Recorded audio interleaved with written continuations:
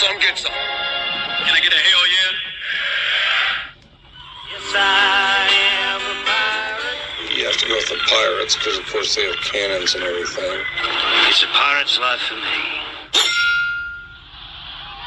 Be proud of who you are and what you are. You're pirate. It is a first down. Pirate. Because when you're at East Carolina, you go for it every time. Or you don't coach at East Carolina, you don't come to East Carolina, you don't play at East Carolina with a weak heart. Write it. I think I've ever been in a building as loud as that was. It was deafening in there. You live with Omaha? I can promise you that. And it's purple all night long in Eastern North Carolina. You're watching The Sports Objective, the podcast for Pirates.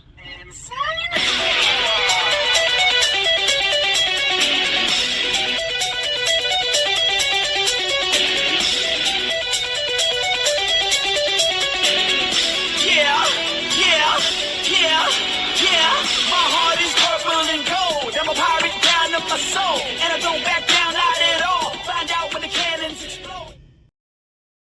All right, welcome into Extra Innings here on TSO. It's Sunday night, and yes, it may be raining. Yes, people may be under the weather on our show, but guess what? The show must go on, and I'm telling you guys, everything's going to be all right. All right, tomorrow, hopefully there'll be sunshine. Our staff meteorologist, and that will be AMS certified Alan Vick. How is the weather for tomorrow, sir? Weather is going to be improving in the afternoon, and the week for the most part is going to be very nice. We're going to be in the 70s for a few days. All right, so there you go. You can wear a T-shirt and shorts, right, Johnny Stats Robertson? I guess we'll come back to him, but AV, we would go 1-2. We are what we are, but guess what? 56 games. Nobody needs to be in the Pirate Panic room. Here's another thing I was telling you all pre-show and earlier today. My thoughts were that, yes, we could play a cupcake and be 3-0, but you really don't know. When you play a cupcake, you really don't know where you are as far as the team. Cliff Godwin is a real man, and he schedules like a real man, and we play a tough schedule for a reason. Our conference is not what we would like for it to be as far as multiple team bid league and for the regionals. And so for me, yes, not happy with 1-2. However, they will be just fine. We've seen this a million times as far as last year was a slow start, but I feel like these guys, I was concerned about the bats, but we'll talk about Johnny. We'll bring in Johnny Stats Robertson. I said that I didn't think the bats would be as warm as I wanted to be, but that's typical for this time of year. I'm not concerned in the least about this team. And I'm not hearing Johnny for some reason. I'm not either. Johnny, you may have to sign out and sign back on, brother. I think that's probably what the case, because I saw you were off mute. But if you can sign out and sign back in. Alan, what were your thoughts going into, or now as you look back on the first opening series home weekend for the Pirates? Well, the first thing we know is Xavier is a good baseball team. There's no question about it. They've got the bats. I mean, they've got some parts and pieces. They played well for the most part. Notoriously, if there has been one thing with a Cliff Godwin baseball team, it has been slow starts. But you want to be playing your best ball, at the end of the year instead of the beginning, and we're going to be fine. Nobody should panic. There should be nobody, running, in the other direction with their hair on fire or anything like that, because we got a long season to go. And again, Xavier, good baseball team, a very good baseball team. On ESPN Plus yesterday, I swear I thought I saw you yesterday afternoon, Valentines Day. I thought your hair was on fire and you were running out of the jungle. It looked like. You saw my hair on fire, or that would have been unusual. Anyway, no, but what a good crew. We'll talk about that. But what a nice crowd. I was there for opening day on Friday. What a crowd for a 4:00 Friday afternoon game. No doubt, as we bring in now, ladies and gentlemen, I don't have a drum roll, but if I could. There you go, Johnny Stats Robertson. All right, how about now? Yeah, you're great, man. Oh, wow. Okay. Hey, going back to the beginning, that happens to me every time I leave Greenville. I leave, the sun comes out, it's beautiful weather, and I'm heading to Virginia. So guess what? Yeah. Our show is off to a slow start. Maybe not like the Pirates, but we'll pick it up. And guess what? The Pirates will pick it up. We'll talk about that later in the show with a pregame previews of Campbell. We'll talk a little bit about Campbell and a little bit about Northern Illinois. Thanks to the guys for reminding me where was my brain for Wednesday night. But anyway, Johnny, want to get your thoughts on the weekend. What were your now looking back, and you've had a chance to digest things, process things. What are you thinking? Yeah, I'm not in panic mode in any way. I liked a lot of stuff that I saw, but if you were to tell me that Clay Burdett and Connor Mish weren't going to be able to play for Xavier, I would have definitely thought that we were going to sweep them. But we could have and maybe should have won game one. Yep. That was just, Ethan Norby. Here's something funny. He pitched on Valentine's Day last season and gave up 3 earned runs in 5.1 innings and took the loss. And then on opening weekend against Ryder, he gave up an earned run and only lasted 2 innings. We ended up winning that game, though. But what's happened all 3 times? Ethan Norby turned out to be a pretty good pitcher, and that's not going to change this year. There's nothing wrong with him.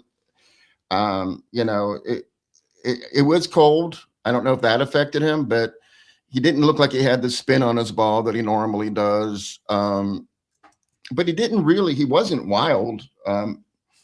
He did hit a couple batters, though, but I'm not worried about Ethan. Our problem in game one, I'll tell you right now, we could not get any hits together. In the 5th inning, we had back-to-back doubles from Braden Burris and Jack Herring. But other than that, we were 1 for 16 with runners in scoring position. We had the bases loaded 3 times. I'm sorry, twice. 3 times. Yeah, we had it loaded again in the 9th inning. So yeah, we had a guy on third base with with 1 out and didn't score him, and we had bases loaded with 1 out and didn't score a run. So if we could have done that, and we had a couple errors at third. They had some errors too, though, so I'm not gonna blame that. I just felt like we played well enough to win. I thought Sean Jenkins came in. That was a big move. He hit 98, which I don't think he ever hit 98 last year. No. Low 90s, right, Johnny? Yeah. I think I remember a 94 last year, but I don't remember anything higher than that. But for him coming in, I'm telling you, it's like we have 6 or 7 starters now. I know Towers didn't, his debut wasn't, didn't go as he would want it to, but I know in the future, that's not going to be there. I'm confident that we have, still, even with what I saw this weekend, we have a pretty deep pitching staff that's going to be a huge factor for us going forward. We gave up 6 home runs this weekend. That's not normally something that Pirate pitchers do. And, I hate to keep using the word anomaly, but, we could have played better for sure. And we'll go over it game by game, but I'm disappointed. I'm going to be realistic. I'm not happy that we're 1-2. I could have lived with 2-1. Right. 3-0 would have been wonderful, but you can't go 3-0. You can't sweep every single time. So, I'm not sweating it. I'm going to be rooting for Xavier. They're going to get their 2 key players back. I hope they kick some butt going forward and make us, look good. Yeah, it's a damned if you do, damned if you don't. If you play a cupcake schedule and you win a lot of games, then you're probably going to be the outside looking in. You definitely have to win your tournament to get into the regionals, right? So for me, AV, no excuses. We are what we are, 1-2. However, we've been around this program many times. It's well coached. For me personally, I know fans, I know it was said off the air, we are spoiled. Okay. And yes, we should have high expectations. I know our good friend Kyle from LaGrange Bob, he'll be joining us soon, but he's going to tell you, and I know him very well because we've done the show. By the way, March 1st will be 8 years. So we have to have some cake and ice cream and cookies and whatever Alan Vick says he wants, he'll get. But seriously, like this team is going to be A-okay. And by the way, the medical field that I do my day job and this being my night job, moonlighting, I think baseball could not survive without acronyms, and same way in the medical community. But every time I see RISP, I have to remind myself that's runners in scoring position, and LOB, left on base. And that was my thing, guys. The runners in scoring position, we had that problem last year. And Johnny, please help me out. Off the top of my head, I counted, and I should have asked you pregame and our pre-show meeting, but I counted, if I'm not mistaken, on Friday night, was it 13 men left on base? Am I right? Am I anywhere close? I think that's right off the top of my. Anybody that knows, please tell me. But sorry, Dave. I really hope this doesn't keep doing this all night long. But yeah, my internet is torturing me tonight. Okay. It was somewhere in the range of 13, 14. Yeah. And when it's a one-run game. Yep. We were just. Thank you. Let's give a shout out to our brother in Connecticut. Matt Semenza gave us $9.99. Matt, by the way, I hadn't had a chance to pick on Matt yet. Semenza, you can take your weather and keep it up in Connecticut, okay? We don't want any more snow. We love your money. What's that? We love your money. Keep your weather, but we love your money. Yeah, send the money and we'll send you the weather. How about that? I think that's probably an unfair trade, but love Semenza. He's a great guy, and miss him a lot. And I know that he'll be probably appearing from time to time, especially the spring game, guys, going to be in I was wrong. So I'm a real man, by the way. I admit when I'm wrong. The spring game is going to be April the 18th. So I thought they were going to do it on the baseball weekend. It is a baseball weekend. I just got the wrong weekend. I thought it was going to be on the USF series. It's a series before. So you can come on the 18th. You can see the spring game at 2:00, and then afterwards walk over to Clark LeClaire, and I'll look up who we're playing. I forgot off the top of my head. But anyway, thank you, Semenza. Hopefully you can make it on April the 18th, and we can have a grand old time. But going back to baseball, Johnny, with that first game, you lose 4-3, and it has remnants of last year, I feel, because we had the slow start. I hope it's not as slow as it was last year. But you look at the games coming up ahead. I don't know anything about Northern Illinois, but I do know about Campbell on Tuesday night and Wednesday's Northern Illinois, and I know about UNC. UNC is loaded again. So I just want to tell the fan base once again, you need to be careful about looking at wins and losses right now, because this team is going to get red hot. I don't know when that's going to be. I'm not making excuse for Cliff Godwin, guys. But what would you rather have? Would you have a team that's well tested so that when we go into May and June and hopefully deep into June, they've been tested really hard, so they're not surprised by this great team? We could play 30 or 40 easy games and then play our conference, probably beat most of the teams in the conference, and you guys go, wow, we've got this huge record. And then, as Kyle would say, go 2 and barbecue and be out of the regional. So for me personally, I would rather have a tough schedule to get our guys ready. And basketball is the same way. If you play easy schedule, then you have these guys in March Madness complaining because we should have been in there. It's like, no, dude, you had like 20-some wins, and a lot of those wins were they were not quadrant one wins, So not ramble, but I just want people to know that we've seen Cliff Godwin turn this around many, many times. Nothing to worry about. And if we were playing an easy Xavier team, I would be very concerned, and I would tell you guys on the air. But Xavier is a lot better. People see the name Xavier in the casual fan, and they think, and we told you guys this before the season started, about don't sleep on Xavier. Not that our team did. Don't misunderstand me, but what do you guys think about that? We know they're a lot better than the name says with Xavier. Well, yeah, I just wanted to say, I don't think that there's anything to to recover from. I mean, the score didn't go our way, but I mean, it wasn't like past when, even in the fall, our bats just weren't working. We talked last week about Irby and Herring going on a tear in the postseason and finishing, the final 8 games of the season just with ridiculous numbers. And Braden Burris, the same thing. Well, all 3 of them are still doing it. So I think Burris was he batted .462, and then Jack had our only home run. He had he's batting 385. Austin Irby 364. He had 3 doubles. Austin Irby did, and with an OPS of 1169, and Jack is 1236. Those are good numbers, people. That's getting it done at the plate. So I mean, Grady Linehan, everyone knew he was going to be good, but he proved himself right off the bat. Again, it was the timing of the hits weren't exactly what we needed every time, but the hits are there. The bats are there. For the most part, at the top of the order, anyhow. Colby's going to come around. We know that. So I think we got our fielding in position now.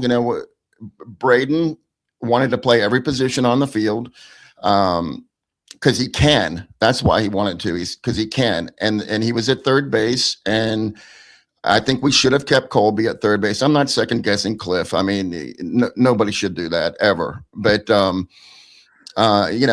Colby had 2 errors all year last year, and now you moved him to shortstop. Braden goes to third, and I don't know if it was just the moment or what, but Braden made a couple of bad throws. Colby made a couple of bad throws, but I'm not blaming any of those errors on our losses, though. So it's just an area that I know that we're going to improve in rapidly, because I think Nick Parham ended up playing shortstop.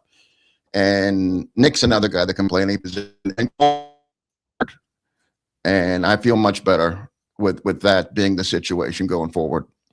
Let's bring in, ladies and gentlemen, he's making his debut on Extra Innings for the season and been with me almost 8 years, and that is Kyle from LaGrange Barber. Bro, how you feeling? Hopefully you're better. And you're coming off the bench today, but we appreciate you now. You're in the lineup. Yeah, well, better for the moment. I don't see how long I stay on the show, but JR, I missed what you were saying. I guess you guys were just recapping the game. Are you guys on game 1? Or are you breaking it game by game? What are we doing? Yeah, we're in game 1 right now. Okay. And get your overall, if you want to go ahead and give your overall thoughts on the weekend, and then we can jump back into game 1. Obviously disappointing. I honestly, I only have so much to contribute to be fair. Saw 90% of game 1. Did not see much of game 2 and none of game 3. Just had different things come up over the weekend. So what I will contribute, I don't want to sit here and act like I know what I'm talking about when I didn't see it so much. Game 1, it's a situation where you have a chance in the 9th with the bases loaded, don't get it done. If you get it done there, you feel completely different about this weekend, I think. Because you take care of it in game 3, you put up 12 runs. Game 2 was very disappointing, but if you tied up there, walking off, winning extra innings, whatever, then you feel completely different about the weekend. I think the bats, for what I saw, at least in game 1, and based on the score of game 2, I think are concerned, but they came alive in game 3. I'll get y'all's perspective more on that. And I'm not worried yet. Any fielding errors, that'll get corrected. That'll take care of itself. We're not going to have a bad fielding team. We never have since Cliff has been here. So I don't think that's going to start now. I'd like to ask JR this, and Alan, Dave, whoever, particularly JR. Oh, Semenza. Kyle's recovering from eating at Waffle House. Well, I think it's a combination of Waffle House mixed with Waffle House mixed with tequila. Hey, Kyle, what was the name of you? And you guys, I think I know this right, but Burt Reynolds and Smokey and the Bandit called it the choke and puke. Yeah, no, nothing's wrong with Waffle House. It's just a Waffle House mixed with tequila. I'm not dogging Waffle House. I was just thinking about the Kyle eating at the choke and puke. Yeah, the choke and puke. Yeah, but probably had more to do with the tequila. Anyway, the question I had, JR, how did you think of the approach at the plate? Did we seem to be more aggressive with the swinging? I mean, do you think the change of plate approachment is what's causing the slow start for the bats? Okay, I will say no, because Kyle, I was thinking there would be, and I was, really interested in seeing how that played out. I didn't really see much of a change at all. I think Braden's only hit in game 1 was a bunt. Sounds right. Yeah, and they didn't. As far as taking pitches and stuff like that, I think it's just too early. I think it's too early to tell, and maybe Jake's waiting to see, how the season progresses and makes small incremental moves. I don't know. Honestly, I didn't see anything that was a major difference like I thought that I might. Okay, interesting. Yeah, well, that's pretty much my take on it. Without seeing a lot, that would be my take on things. I'm not worried yet. In terms of how I think the season will play out. Do we need to read Kenny's comment here? Yeah, I was going to read it real quick. Game 1 had our chance and go down looking. My dad would have chewed my buttock out if went down with the bat on my shoulder. Protected play with that count. I agree with you. How bad was the pitch though? Was it close or was it an obvious strike? No, you need to. It was a three. It was a full count, I think. Yeah, it was a full count, and you can't leave that up to the umpire to make that decision. I mean, I don't know if you think it's a ball, that walks in the tie and run. It's as good as a base hit. Yeah, it was a strike. Thank you, John. It was. Was it close? I mean, was it close or was it a I mean, definite strike? Down, from what I remember, was not down Main Street, but it was close enough that you could make. I mean, if it was a strike, it was a strike. You got to swing. Yeah, it was definitely a strike. I mean, that I couldn't argue. I mean, I guess what I'm asking is, was the batter being corner? Okay. I mean, he was trying to get that walk on ball 4. I mean, I get what you're saying. You can't leave it up to the umpire. I don't know how they're coaching that. I mean, I've seen a lot. Too close to takes with John White. I'll trust his opinion on that. I mean, if it's like way high, like I told Alexander, they're not going to swing at that. Yeah, so, I mean, I've seen many a game time run or game winning run come in on a full count with bases loaded. So that would have tied it. He did take a couple of balls prior to that. They were close too. I mean, John was watching on TV. I'm watching from left field. It was a good. I mean, it looked like some of the balls that he took that were called balls could have been strikes as well. I mean, he took a lot of close pitches. I guess that's what I'm going to say. Yeah, who was it? I'm sorry because I didn't see it at the very end. I know what happened. I didn't see at the bottom of the night. So, Braden. Okay. Plug-in percentage was great. It was just top half of the lineup. Nobody else on base. Yeah. I think we'll be fine. JR, how concerned are you? Not at all. I mean, I liked for instance, some of our pitchers got beat up, but I know that in the future, that's not going to be the case. I just love our pitching staff even more now that I saw it. I feel really, really well. We're not actually on game 2 yet, so I'll withhold my comments till we start talking about game 2. But yeah, Kyle, no, I'm not worried. Okay. I guess my only concern really would be the schedule's so top heavy. We got with the midweek games aside, and we got some tough ones there. But you got Carolina. Then you go into the Clark Leclerc Classic or Keith Leclerc Classic. I'm sorry, and then a few weekends from now it's the Coastal Carolina series. So with all that said, you go win 2 out of 3 against Carolina this coming weekend and take care of business midweek. Nobody's thinking about the Xavier series anymore. Exactly. Alan, I know that you and I have watched a lot of games over last handful of years together, and for me, very disappointing. We want to be 3-0, but at the same time, when you look at coming up, we've got Campbell on the road at Segra Stadium. We have the home game against Northern Illinois on Wednesday afternoon at 4:00, by the way, and then we have the Friday night game with North Carolina. We need that place rocking, folks. No excuses. I'll be there. Alan, I know Alan will make sure that I don't get in trouble in the press box. And then on Saturday, it's at the DBAP. So those of you like Bubba that are more in the Triangle area, Triad or Charlotte area, make sure you get there. And on Sunday is going to be in Chapel Hill. So, you'd like to think that we could take 2 out of 3 from North Carolina. We'll see. I don't know, but I feel good about the team. And when Coach talks about the baseball season's a marathon and not a sprint, I reminded myself that because I was really hurt about the weekend, obviously, but at the same time, I don't know that there's ever been a team or will be a team that's going undefeated and going 56-0. So yeah, I agree. Not worried at all, and we need to watch Xavier. They've got a murderous schedule for the rest of the year, but watch Xavier with that schedule. If they win some games, their RPI is going to be really high. Yeah. And if they're able to get off, play even a little bit over 500 baseball, that's going to be impressive. So that I always enjoy watching the team that we lead off with and watching their ebbs and flows in the season as well. Xavier is really good, and they were missing two of their best players, and they simply, in a couple of the games, second game especially we'll talk about, but they outplayed us. We got off to a slow start. We left too many men on base. It hurt, but nothing to panic about. Cliff and the slow start has kind of been I won't say a pattern, but it's happened quite a few times over the last years, and we always seem to find our way out of it. So Yeah. Hey, real quick, man. I am completely.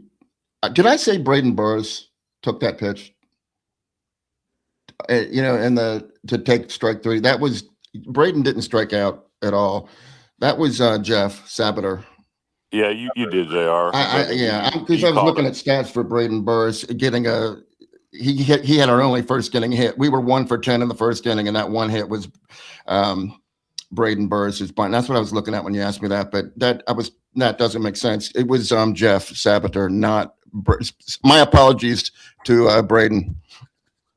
No worries. That's going to happen. We don't pretend to be talking heads. Maybe Alan Vick does, but not the rest of us. We're normal dudes. And great band. I like them a lot. By the way, John White. Let's see. Let's go back to Kenny's. We made terrible pitches with 2 strikes and no balls. With praise comes criticism. Also, will this team hit a groove? Yes, but it was still frustrating. Exactly, Kenny. John says give Xavier some credit. He has assembled a good team, better than 4th in the Big East, in my opinion. And John is obviously well versed in baseball, so appreciate you, John, as always, for being here. Solid without 2 best hitters, impressive team. Exactly. Here's what I would be upset with, guys. Like I told you guys, is if we played really bad to a really bad team, you have to worry about that. But when you have a good team, and we've got to find, I think it's another thing this year, we're going to have to find our identity. We got to find, Coach knows more about baseball than I'll ever know, and he's forgot more than I'll ever know. And we got to find the right lineup. But pitching tends to be, and help me, John White, but pitching usually is better than your hitting this time of year. So that's been my way to develop chemistry is to play real games with each other. That's really the only plausible way to develop chemistry. It may take a few games with the portal and everything going on. It's just the way it is. It takes a few games to develop chemistry, and I think this team is going to be fine.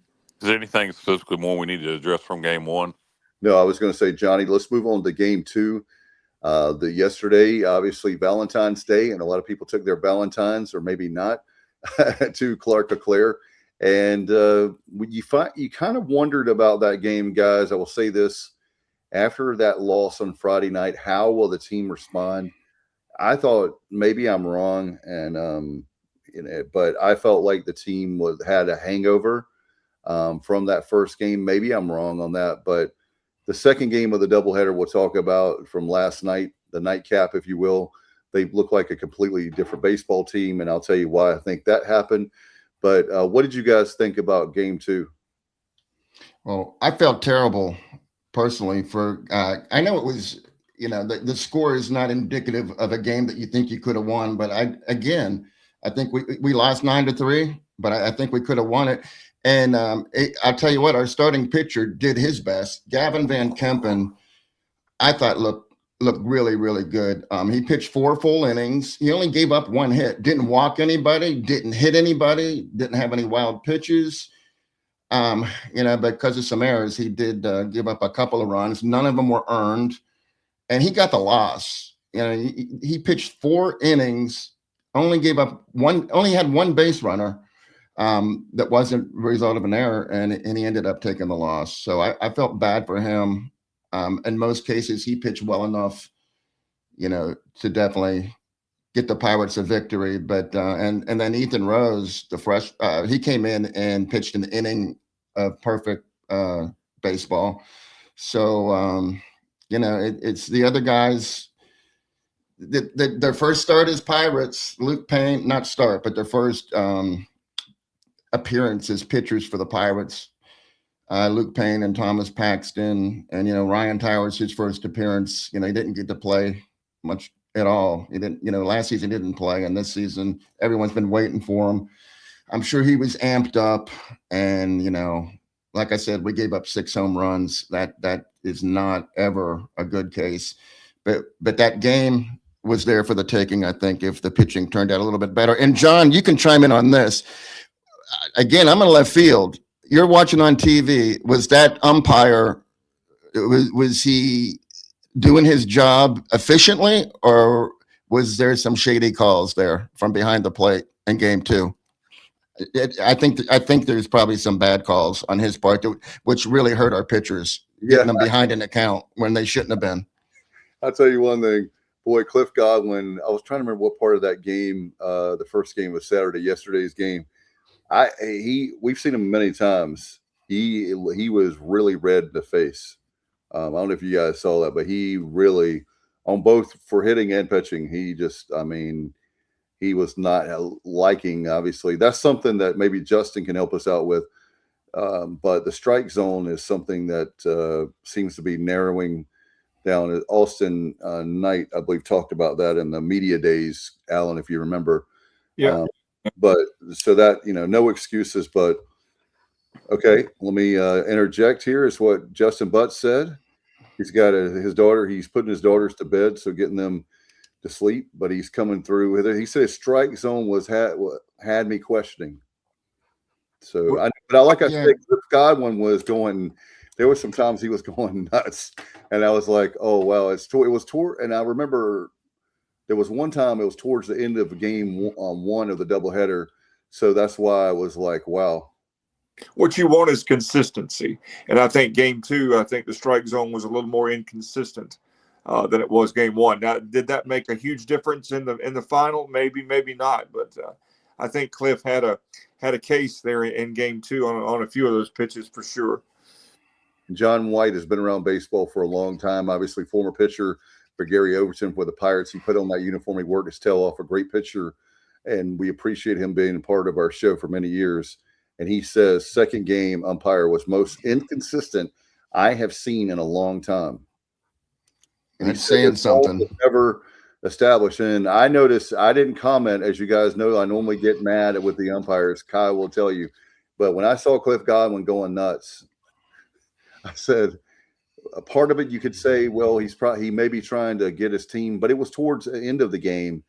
With Paxton and Webb, they're trying to they have to strike out a batter with 4 strikes because they're not getting the strike 3 calls not going their way, and they have to throw extra pitches. And I'm assuming it gets in their head. I don't know, but it makes things difficult for sure. Exactly. And I know with Alan, with that game, it's that's frustrating because you almost win game 1, as we talked about, and then you're not getting the consistency of the calls for game 2. And you were fair when you said, I don't know if it'll make a difference, but I will tell you that if I get a strike 3 call instead of walking the guy, I mean, John, you're the pitcher, not me, but I would think that I'm starting to get in my head, like, what do I have to do to get a strike for this guy? Like Johnny was saying, instead of getting a strikeout, I'm walking off the mound. Instead, that guy's taking his base for first base. So I don't know about that, but that was I thought game 1 and 3 overall, I was happy with the umpiring. I didn't see as, like, in other words, game 1, we made our mistakes on the field defensively.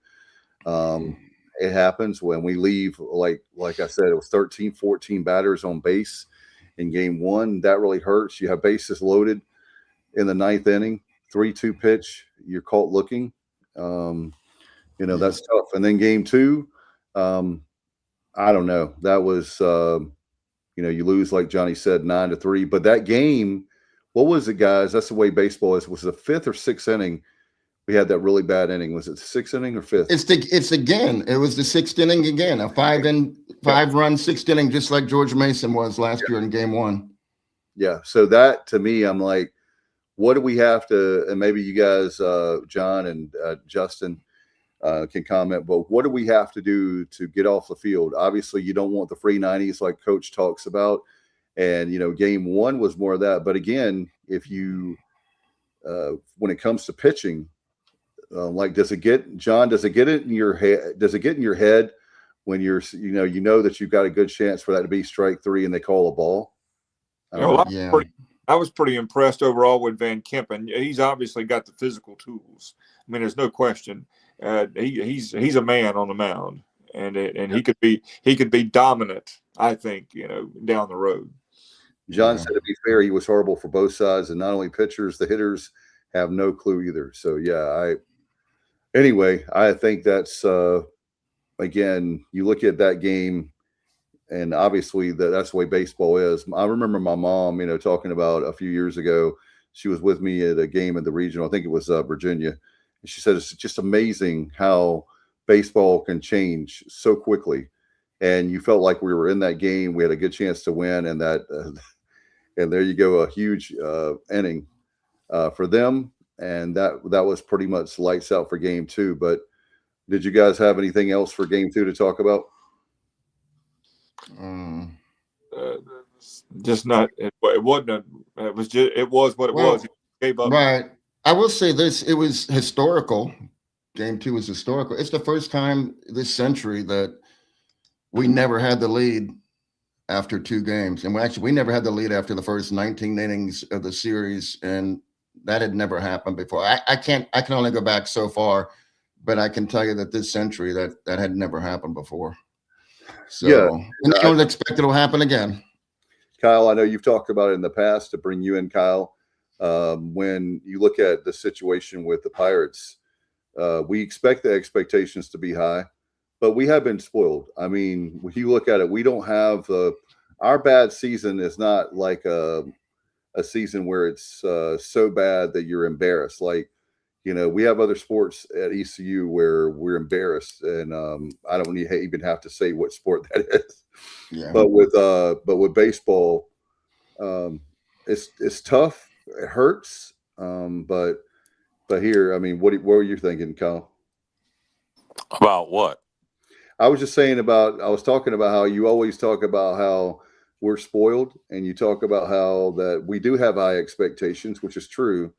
But here, I think, to be fair to our team, we're a long ways from May and June. And if we're discussing this in April, it's a huge problem. But right now, well, the thing about it is, your preseason top 25. You come off the run we had at the end of last year, and I think everybody wanted to see us get off to a fast start because it seems we've gotten off slow starts here recently, and so it's a little. I think it's more frustrating from that aspect. Most folks who follow baseball expect the turnaround, expect that this is just a blip on the radar. It's just I think from the diehards, it's just frustrating that we didn't get off to the fast start. That we would have liked to have seen that just because it seems like it's been a couple years since we've done that, at least from my aspect. But in terms of the season, how the season's playing out, no, nothing's changed from the Xavier series. Now 5 weeks from now, if we're still losing 2 out of 3 every weekend or every other weekend, then it'll be time to start worrying. But as we're sitting here, week one, no, expectations are what they were. It's just we lost the series. We could have easily have won it. No, nothing's changed about expectations. And in terms of a bad season for baseball, technically last year would have been considered a bad season for baseball because we had to win the conference tournament and make it into the regionals. Kenny says game two was so bad I turned it into a basketball game. Can you believe that? Thank you. By the way, more super chats. Let me get this one in, Johnny, and I'll throw it back to you. We have a $5 super chat. A win in Florida. ECU series RHE line was 18-27-4. And help me out, guys, with that. With X was 18-29-2. So maybe is that strikeouts with X? So many errors were so maybe errors were a factor. Yeah. I can tell you that for the series, both teams scored 18 runs. X means Xavier. Oh, Xavier. Oh, I see. Oh, okay, right. So, anyhow, both teams scored 18 runs. Their pitchers hit our batters 10 times. We only hit their batters 3 times. We allowed 9 walks. They allowed 10. We struck out 27. They struck out 16. Hits, we allowed 29. They allowed 27. The big thing was the home runs, 6-1 in their favor, and like I said, hitting with runners in scoring position, and those things will get better. 6 there, yeah, into the guy who gave us the super chat money. Appreciate that. And then John White continue on his point about errors, like the previous gentleman just said, errors were a factor, and now John White, yeah, I mean, put 6 They errors have themselves though. Yeah, I know, but sometimes you just have errors at the wrong. Ain't no good time for an error, Justin. But or shit, oh God, oh boy, Jr. Justin's on the show tonight. Ain't no good time for an error, Jr. But obviously, some can occur in more timely. Correct. Yeah, than others. I can't talk here. Let me just shut up for a minute. Apparently, No, you're good. That's a good point, though. Ask Gavin Van Kempen; he'll agree with you 1,000%. Yeah. Here's another thing we talked about earlier. A win again in Florida. Runners in scoring position. Again, RISP. Yeah, that was. I mean, you just go to the bottom of the 9th for that one. But yeah, I mean, that's the first game. You gotta have productive at bats, and that's another big thing. Is your number of hits aren't important as when your hits come. Yep. You see teams with a lot less hits in the game win the game many times because they had timely hitting, and that's something good teams do. And if we're going to be a good team as the season goes on, that's the biggest thing to me always with baseball is your average and all that's good, but it's timely hitting that really makes a difference in winning and losing ball games. You can't that many runners on base and beat a good team. Like I said, Kyle, we left like 13 or 14 LOB left on base. 13 in game 1, and I think only 3 in game 2. I think. Or 13 was. I mean, that's. Yeah. You see game. If you win game 1, if you just we should have won game 1. We should have won it going away. But you take away the errors or just take advantage of. I wouldn't even say half those runners scoring position, just a couple of them. And this is a totally different game in game 1, and we're sitting here talking about, hey, what happened game 2? Oh well, but we won the series 2-1. Losing game 1 makes this weekend feel so much different. Yeah, 13 in game 1, 11 in game 2. Yeah, so there you go. I mean, the 2 games we lost, we left 24. The 2 games combined 24 runners, and on the basis, and so that's maybe stating the obvious, but that's something that we talked about last year. If you remember, we had as one of our traits, and hopefully it's just this weekend, and that we won't leave a ton of guys on base, and that's the difference between winning and losing. If you think about it, all those guys we had 13 on Friday night, we just needed a single, a walk, anything to get the tie, but we didn't. And 11 in the second game. And Johnny, are you done with game 2? Do you want to move on to game 3? Oh yeah, no, I'm done. Okay. Game 3, obviously we did get the win, the nightcap of the series. We played, obviously, those of you remember, we had to move the game up. And so Sunday's game was played for the second game of the doubleheader. And Johnny, a much different team, but I will tell you, maybe the inner Kyle is coming out, and I'll tell you why I say that. Not picking on Kyle at all. Was it because we had, by that point of game 3, that we'd had all their best pitchers, and we were able to unload? I don't know. I'm just throwing that out there as an observation I had yesterday afternoon watching game 2. Is maybe their pitching was by that point they didn't have a lot left. That's just my gut feeling. I agree. And I say I'm pushing. Oh, we have the Haymarket internet going again, Johnny. Yeah, we'll have to, Johnny. We got it's starting to sound like a robot. I apologize, bud. But Game 3, obviously, with the Pirates, with the baseball, when you get that win 12-5, I kind of Alan, I kind of went, and Kyle, I kind of wanted to go, can we save like 5 or 6 of those runs for Campbell on Tuesday night at Segra Stadium in Fayetteville? Yeah, well, we jumped off to a lead in Game 3, first of all, and that was a big. We executed, didn't leave that many runners on base, and we played Pirate baseball, and we didn't really ever let them back into it. And and hopefully that's going to carry over to Campbell. That's what I'm. So are we playing that game in Fayetteville, not Boys Creek? Wait a minute, let me look. You're right. No, it's in Boys Creek. Yeah, Charleston Southern, or College of Charleston, one of those Charleston schools is in. We're playing that in Fayetteville. Yeah, Perry Stadium, yeah. I didn't. Don't go to Segra Stadium this Tuesday night for that. It's in Bowie Creek. But anyway, yeah. So yeah, I didn't get to see any of the third game, the second game of the doubleheader, but the Pirates obviously handled business 12-5. What did you guys see in terms of did we just have timely hitting? Was it home runs? I mean, I didn't get to see it. Was it more we just took advantage of runners in scoring position, or did we hit for some power? What exactly happened?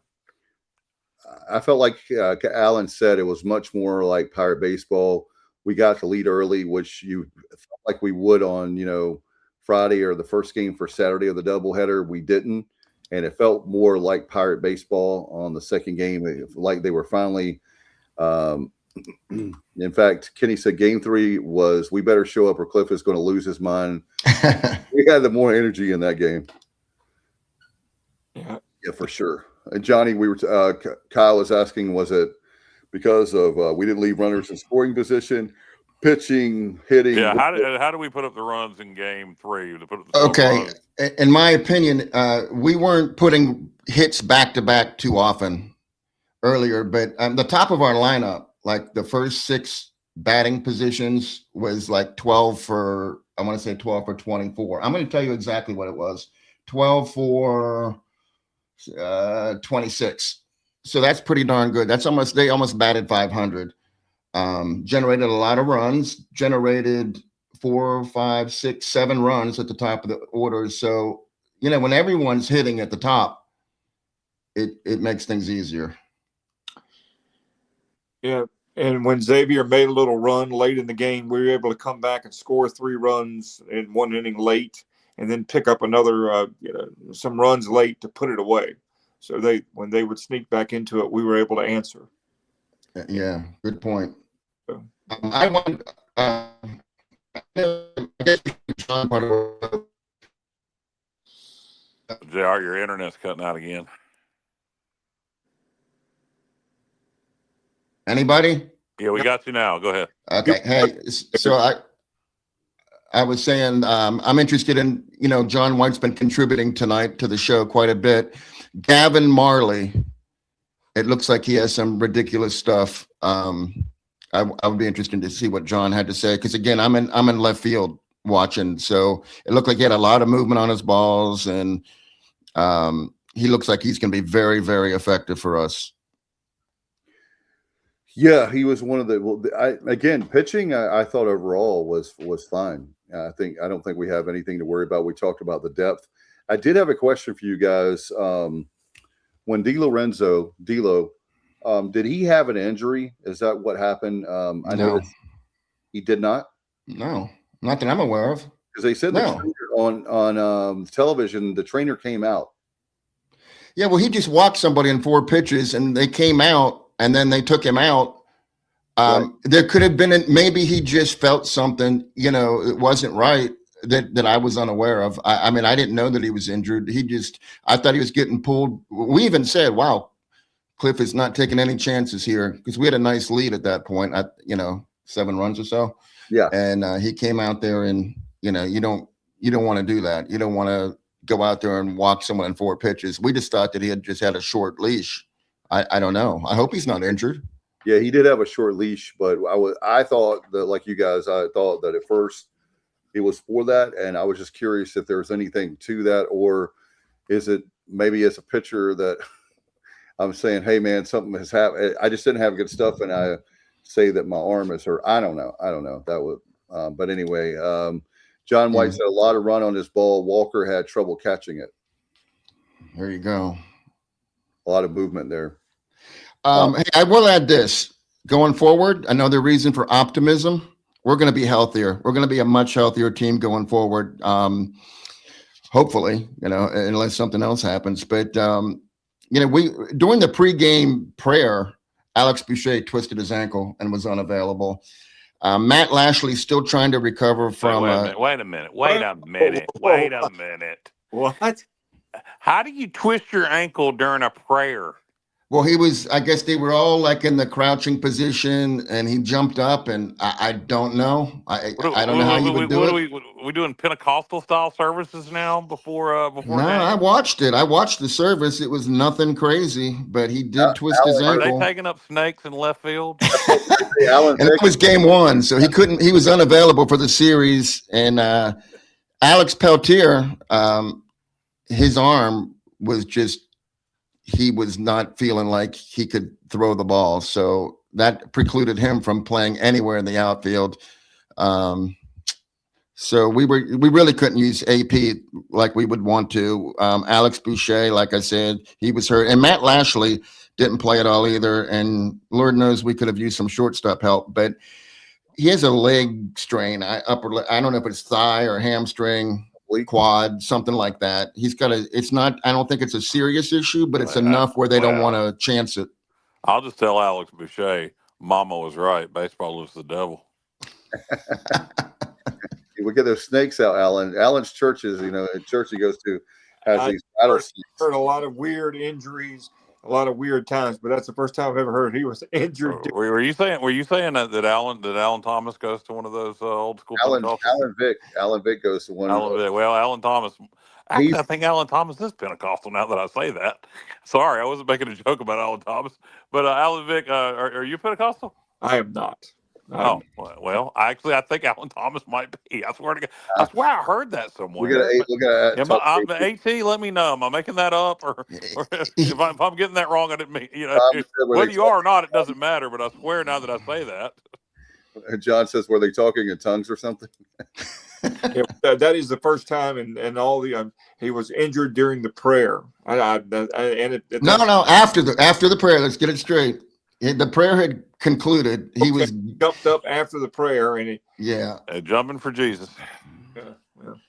England in Florida says they did pull D'Lo, but I think they faked injury to get. I was wondering about that too, Awin, because there's an injury, you get extra warm up time, and maybe they did that to say, hey, your arm is hurting right now, and we're going to get I forgot who man. It felt like forever. For that warm-up time. And I'm not one of these guys that loves that pitch clock, but man, it felt like what is it normally, guys? 60 seconds, John? It's like for what? Seconds, or it's not a lot of time that you get to warm up, or 2 minutes. Oh, it has to be more than 60 seconds, but it might not be. It just seems that way. It seems like forever, but I don't know. Situation. It depends. And then is the warm-up time the same if you pull Colby from third base? He's not in the bullpen. Where's Justin at tonight for these questions? Yeah, Justin was getting his daughters to bed. I do know that, so he was being a good dad, and he was chiming in via message tonight. So he's our correspondent from, I guess, YouTube. Okay. So let's see. They can make bad beats on ESPN. Yeah. Yep. I hadn't thought about it yet. Wow. Yeah. So. Anyway, you're right about that, Johnny. So the ECU Health Access or the ECU Health Injury Report, I guess, we'll have to get a sponsor. But if you want to sponsor our show and you're in the medical field, we would love to have you, because the injury report is something we talk about all the time, and you can get a lot of sponsorship, a lot of bang for your buck when it comes to extra innings on the Sports Objective. So, he says as long as you need. Oh, and the warm-ups. On injury, yeah. Okay. That's the kicker right there. So, John, what about if it's just a regular pitching change? It's like 60 seconds. They are supposed to enforce it, the umpires, and I need Justin on that on how it's like 1 or 2 minutes. I was just trying to remember off the top of my head. But anyway, The injury part, the piece of it is, yeah, as long as you need on injury. So that's probably why, again, D'Lo was hurting. So to get more time for Cliff was doing everything he could to get a win, and we got the win, and glad we did. That's 1-2 is not great, but it's a heck of a lot better than 0-3. That would be that would be rough. Well, they're done that, wound up a national seed that year. So, you know, Bryant, right? It's way too early to get concerned. If we had lost all 3 games, I would have been disappointed, but no need to go jump off a Green Street Bridge or anything like that. But yeah, winning that last game was big. And I'm like Kyle and the rest of you. The game 1 was winnable, and it would have changed the whole vibe of the weekend. But now we just need to build on the momentum from last night and go from there. Yeah, the game on. By the way, guys, if you want, are we done with talking about the 3 games, Johnny? You have some I think so. Okay, so we're going to do while in the show, we're going to do a quick preview of Campbell. And by the way, guys, Campbell went 1-2 this week of Cal Poly. They lost, they won Friday night 5-2. They lost yesterday, the beginning. They had a doubleheader as well at Jim Perry Stadium. Jim Perry, of course, from Martin County, from Williamston, and Gaylord Perry, his brother. So he knows a few things about baseball. Jim Perry does, and the stadium was named after him in the last year or two. They lose on Saturday. The first game they lose 16-5, and then they had a game. Their nightcap of the doubleheader. The second game was they lost 4-3, guys. So they lost a really heartbreaker. That was where they are. And if you're wondering about Northern Illinois, they've played 2 out of 3 against North Carolina A&T. They won the first game on Friday afternoon 10-2. They lost yesterday 10-3, and tomorrow afternoon they have a game with North Carolina A&T at 3:00. So we'll keep our eyes on that. But right now they're 1-1 on the year, and we're fighting the rubber match tomorrow afternoon in Greensboro. Yeah, I'll mention one thing about those 2 teams. We gave up 6 home runs this weekend. Neither one of those teams hit a home run at all this weekend. So kind of like that. And I looked at the attendance for the North Carolina A&T game, and it was 87. So when they come here, I'm talking about Northern Illinois. When Northern Illinois comes, we'll hopefully,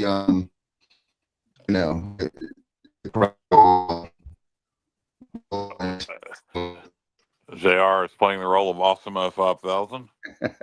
I think he said the attendance was 87 people. And That's all I heard was the number 87. So it could have been 587. It could have been 187. It could have been 1,087. All I heard was 87. Yeah. JR, are you back? I wonder if we can hear JR now. We cannot. We cannot hear JR at all. Hello, JR. We cannot hear you if you're talking. You'll have to sign out, come back in. There he is. There you go.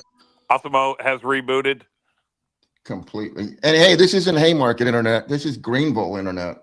Oh my gosh. Yeah. Probably because all the rain. Yeah. But did you say there was only 87 people there? Yeah. Holy crap. That's it. Yeah. So they're in for a little bit of a shock when they come here. 87 people. That's really sad. George Mason had a game last season with 34. Ooh. So, and that's George Mason's obviously a bigger program. Yeah, they had 34 people last year against some Ivy League team. I don't know if maybe it was Brown. It's amazing. Like college baseball is really one of those sports that some places look at it almost like it's football and basketball, like East Carolina, and then other places look at it like it's the equivalent to golf. It's crazy with baseball. I think more than any other sport, how much of it, from one school to another, particularly region. Well, George Mason's in Virginia, so it really is from school to school, whether it's treated more like a revenue sport or more like an Olympic sport. And we definitely treat baseball like a revenue sport, and it has potential, especially if we host a regional and super regional, like I think we will this year. And boy, that sounds like a hot take after weekend 1. Did you guys like the ads out on the polls? They just recently did that. Did you see the ads out on Didn't they do that last year? I don't think so. I was talking to Valerie Rudd upstairs Friday, and she said they had just put the advertisements on the polls. I swear they did that one time recently. Like they're kind of high up on the poll. Yeah, but there's like 5 or 6 of them, out there, and I think it's pretty cool. I was wondering who was going to be the first player to hit one of the advertisements. We've got. Didn't they do that last year? Or am I out of my mind? I don't remember. I know they talked about it, Kyle, last year because a lot of people had an issue with it, taken away from the ambiance, but I didn't notice, so there must not have been a huge ambiance. Okay, so they did do issue. it last year, and you didn't notice again this year. Could be. Could be. This year, so I'm 1 out of 2, I guess. Super chats from Kenneth. Thank you, Kenneth, for the $9.99. Kenneth is. He's on a roll. Thank you, Kenneth. Money. Yeah, exactly. Show me the money. I felt like Jerry Maguire, but Remind me, Dave, to monetize. I always forget to monetize. This is again so much to discuss off the air, but I'm thinking of it now. Remind me to monetize these episodes on YouTube. I did a few when we're done. Yeah, get back and look, check it for me, Kyle. Oh, you did some? Okay.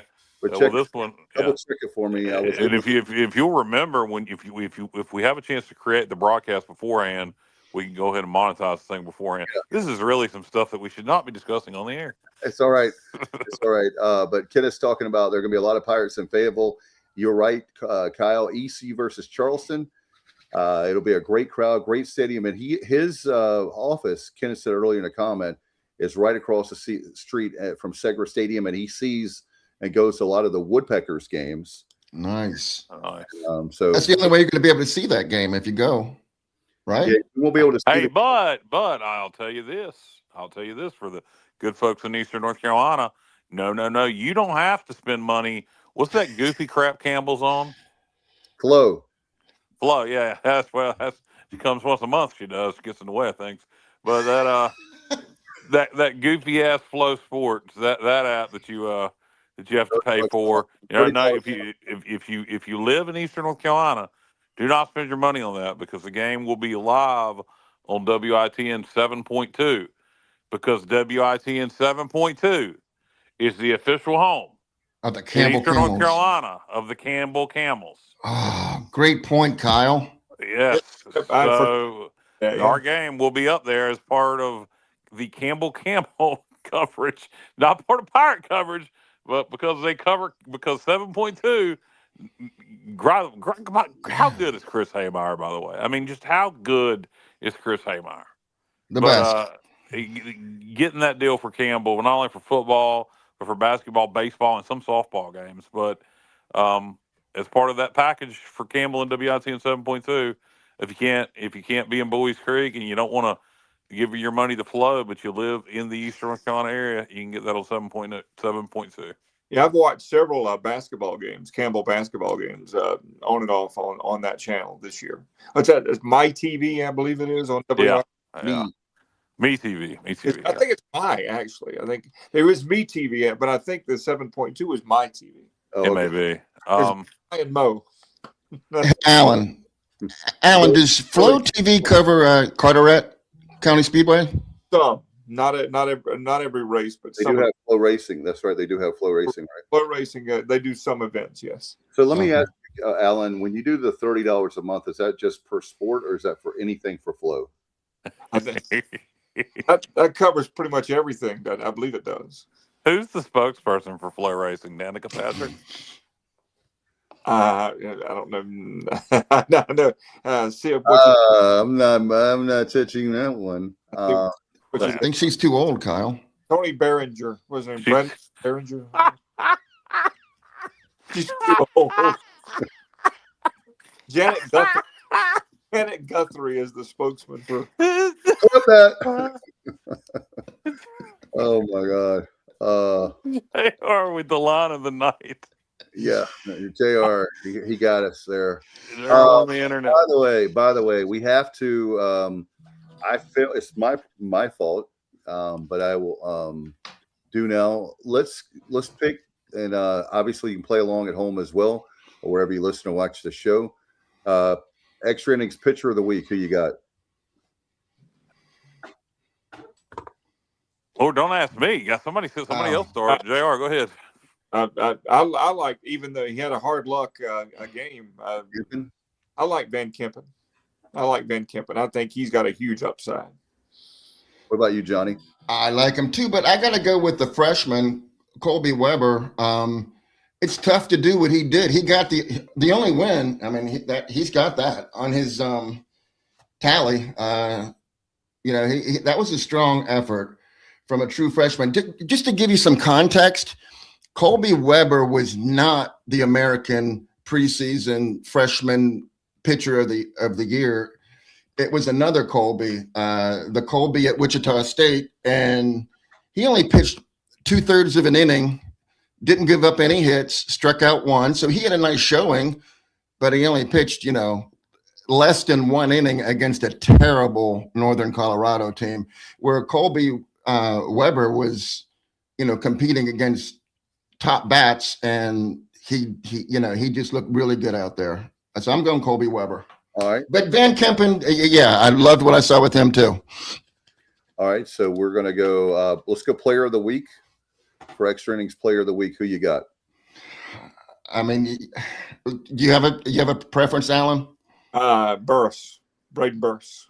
Okay. Now, I don't know if player of the week, do you consider errors? Because if you do, Braden had 3 of them, and I don't think and even if he didn't get any errors, man, Jack Herring. I think I got to go with Jack Herring. Yeah, I would say Jack Herring, and then Irby, and then Burris. But Irby had 3 doubles. Yeah. Man, isn't it a great thing when you have 3 players that you could make a case for all 3 of them to be player of the week? Not because they're all mediocre, but because all of them were outstanding. Yeah, and that's going to be this way all year long. We're going to have the same problem every week with the player of the game. But this good problem to have, Alan.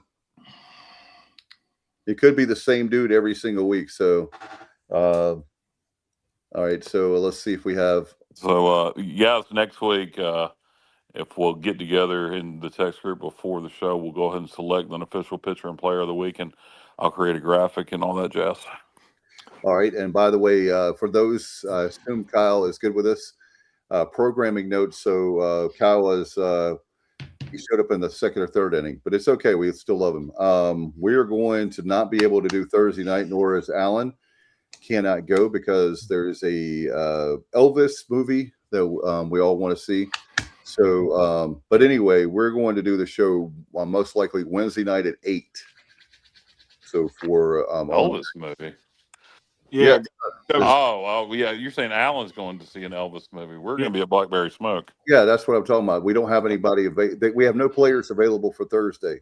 So we're doing the show on Wednesday night, and there's a lot of stuff going on. What about Justin? Justin could do a one-man show. Yeah, he could. He could do a monologue. He'd do it. The Wildfire Experience. The Wildfire Objective. So we got Wichita State at home. We have the baseball game. Luckily, is at 4:00 on Wednesday against Northern Illinois. Yeah, so that should be finished. Softball, they have a game, correct, at home? Yeah, 5:00. Yeah. So what time are we doing this on Wednesday night? 8:00, 9:00, 8:30, 8:15? 8:00. 8:05. The Superstation. All right. We'll hopefully be celebrating 2 wins in a row. 3 wins in a row. 3 wins in a row. Yeah. That's correct. And we also the basketball game will be going on while we're doing, but we'll be able to tell you the I guess kind of a watch along. I'll be watching. Yep. I can keep updates coming in. Yeah, before we get out of here, let's give basketball some kudos. Both the guys and the girls got nice wins. And the women. Where does that word come from? Kudos. That's got to come from something. It was a 70s word. Things that happen in the 70s have no reasonable explanation. Well, I can tell you that the women are now 19-7, and Kyle, our friend of the show, we have now. Let's see, 10 out of 11. It's 19-7, and I mean, I'm telling you what, Kim McNeil has these ladies where we are. I believe, off the top of my head, I believe we are in 2nd place right now in the conference. I'll have to double check that, but Anyway, Yeah, it's a good season. I mean, this is need to keep winning. The American doesn't get a lot of respect in women's basketball typically most years. So it's typically a one bid league, particularly since UConn moved on. But who knows? Will this be a situation we're going to have to win the turn? I don't know where our where's our RPI or whatever term they use in basketball. it's net and The net. Net. Do Yeah. we know? Not off the top. I have not Okay. heard. So I have not been giving them the love they deserve. Are we in a position where no matter what we do in the regular season, we're going to have to win the conference tournament? Oh, yeah. Okay. Well, so yeah, maybe, We got to get into the conference tournament first. That's the problem. Well, no, I'm talking about women's basketball. ladies. Okay. Yeah, ladies were definitely in. Yeah. No, I'm talking about women's basketball. Are we I gotcha. Are we in a position where we're going to have to win? Is it a one bid league this year? Is what I'm Yes. asking. I would think so. The strength of schedule is probably, not that high overall with the women, but still Yeah, so it's win the conference tournament no matter what, or end up in the NIT. Yeah, and keep in mind, we're going to get a bye, guys. We're going to be in the semifinals. I'll tell you what. If we don't make the NCAA tournament, and we are in the WNIT, we need to pack those WNIT games out because we'll host one or two of them. And I hope to God we're in the NCAA's and ladies basketball. But if we end up in the WNIT, we need to pack those things out. As bad as our men's program is, we need to celebrate the success the ladies are having. And I'm not the biggest women's basketball fan, but I will get into it during postseason play. So hopefully we're in the NCAA tournament and it's a non-issue. But if we do end up hosting WNIT games, maybe I'm going to try to get my fat ass out there instead of just preach to the choir. a nice win guys Saturday too, by the way. That's not a bad Rice team at all. Yeah, not only but Kyle, keep in mind in women's basketball for the NCAA tournament, if you're high enough, I mean, we probably won't be that seed, but let's say if we were, there's a chance that if you have a high seed, then you host the first two rounds of the tournament at home. I don't think we're at that point. I'm just saying that is a possibility for it won't be the Pirates this year, but maybe what I'm saying is they can build off of this year. And wouldn't that be cool to be hosting the first two rounds of the NCAA women's tournament at home? That place would that would be. It's not an option this year, but if we don't make the NCAA tournament women's basketball, we will be hosted in the NIT. So we need to make sure, and if that plays out that way, and I hope it doesn't, that we pack it out was kind of my point. So right.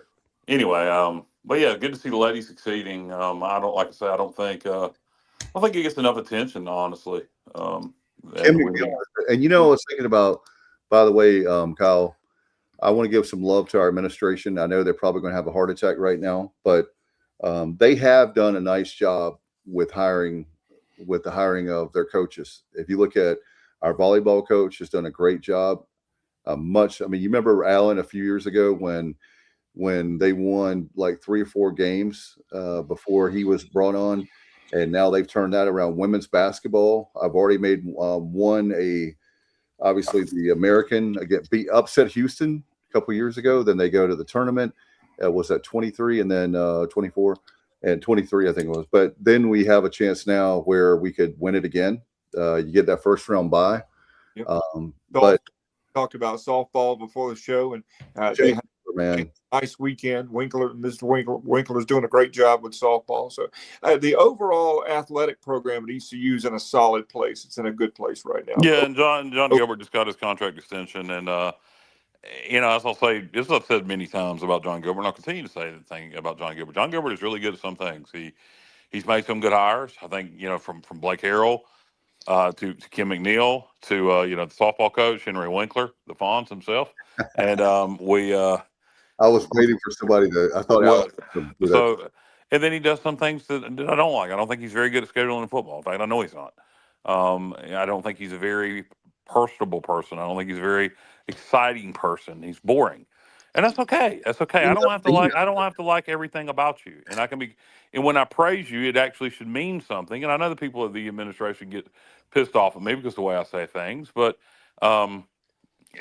just know when I do praise you, it should mean more to you because it's genuine. Because I'll criticize you too, and I'm not sitting here with him getting that extension, I'm not sitting here going, wanting to kiss his ass, and I'm not going to. But I'm also not sitting here angry, wanting to punch the wall, like when they gave Jeff Comfer his extension, and then we had to buy it out a year later.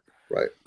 So congratulations to John. I'm sure, I Blake, think I could be wrong on this, but I think he's probably planning on stepping down at the end of 29. So this may be his last extension, just from things I've heard him say in the past. But congratulations to him. And then Blake Harrell got a raise. No extension to the contract. It's still 4 years, but he got a $200,000 raise. I still think he's underpaid. Yep. But I think in this day and age, with us having to play players, I expect salaries for Group of 5 coaches to be coming down as a whole. I think the days of the Mike Houston type contracts for most G5 schools are over, because we're having to use so much of our money to pay players now. So I think I still think he's a little underpaid. But if he's okay with that, and here's the thing, I'll make this point too. Is he underpaid? Because here's the deal.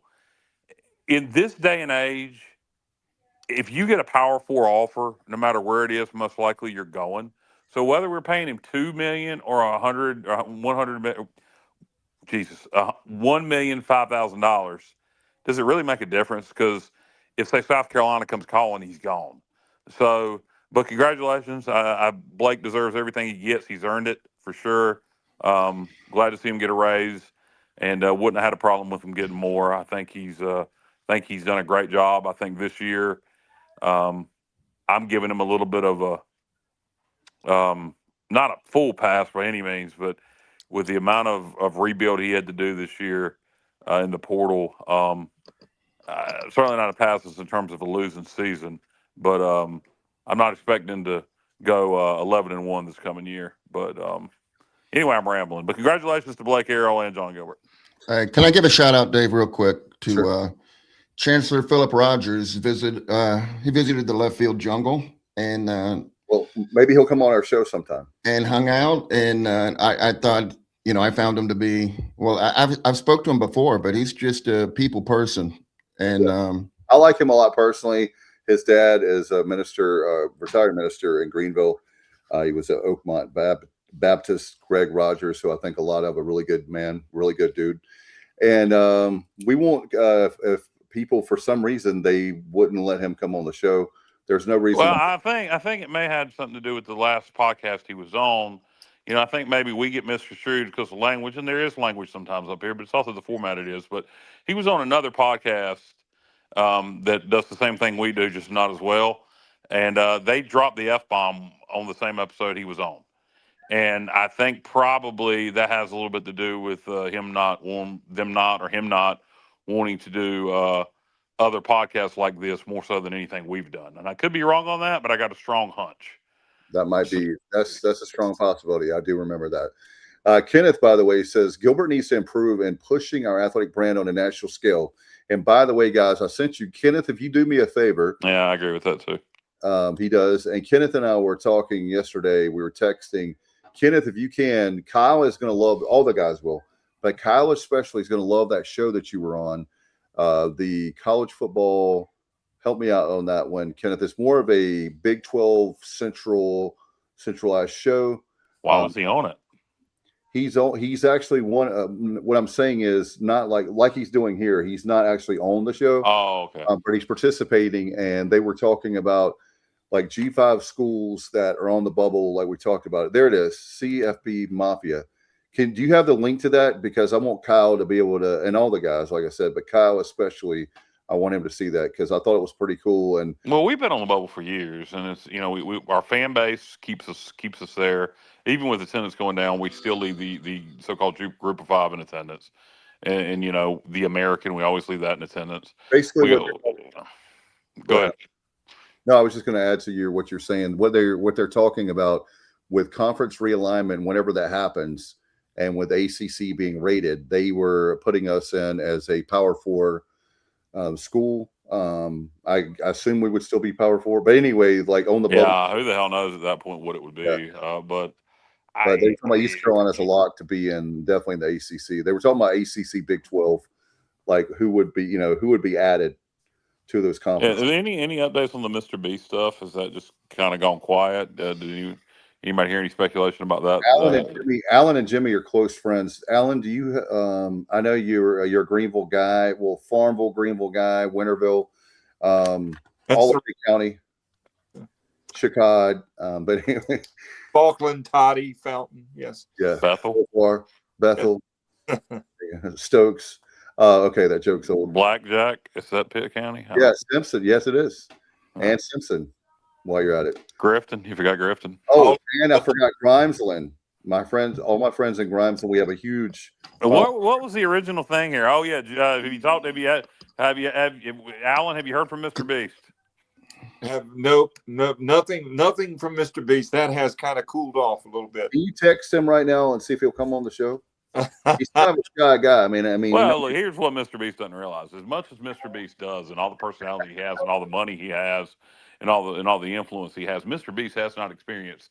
He has not reached his full potential until he collaborates with Kyle Barber. Until he brings Kyle Barber into the Mr. Beast family. Until Kyle from LaGrange and Mr. Beast partner up. And Mr. Beast thinks he's taking over the world now. When he's got Kyle from LaGrange, on his shoulder, and I'm his number 2, well, then he really will be number 1. When I'm his number 2, he really will be number 1. So you're his Robin to his Batman. Mr. Beast will have levels of success unbeknownst to even what he's considered. I mean, people think he won't even be the most. If he makes me his number 2, you can forget being the richest guy on the internet, the richest man on YouTube, the biggest social media influencer out there. He will be the biggest celebrity in the world, the entire world.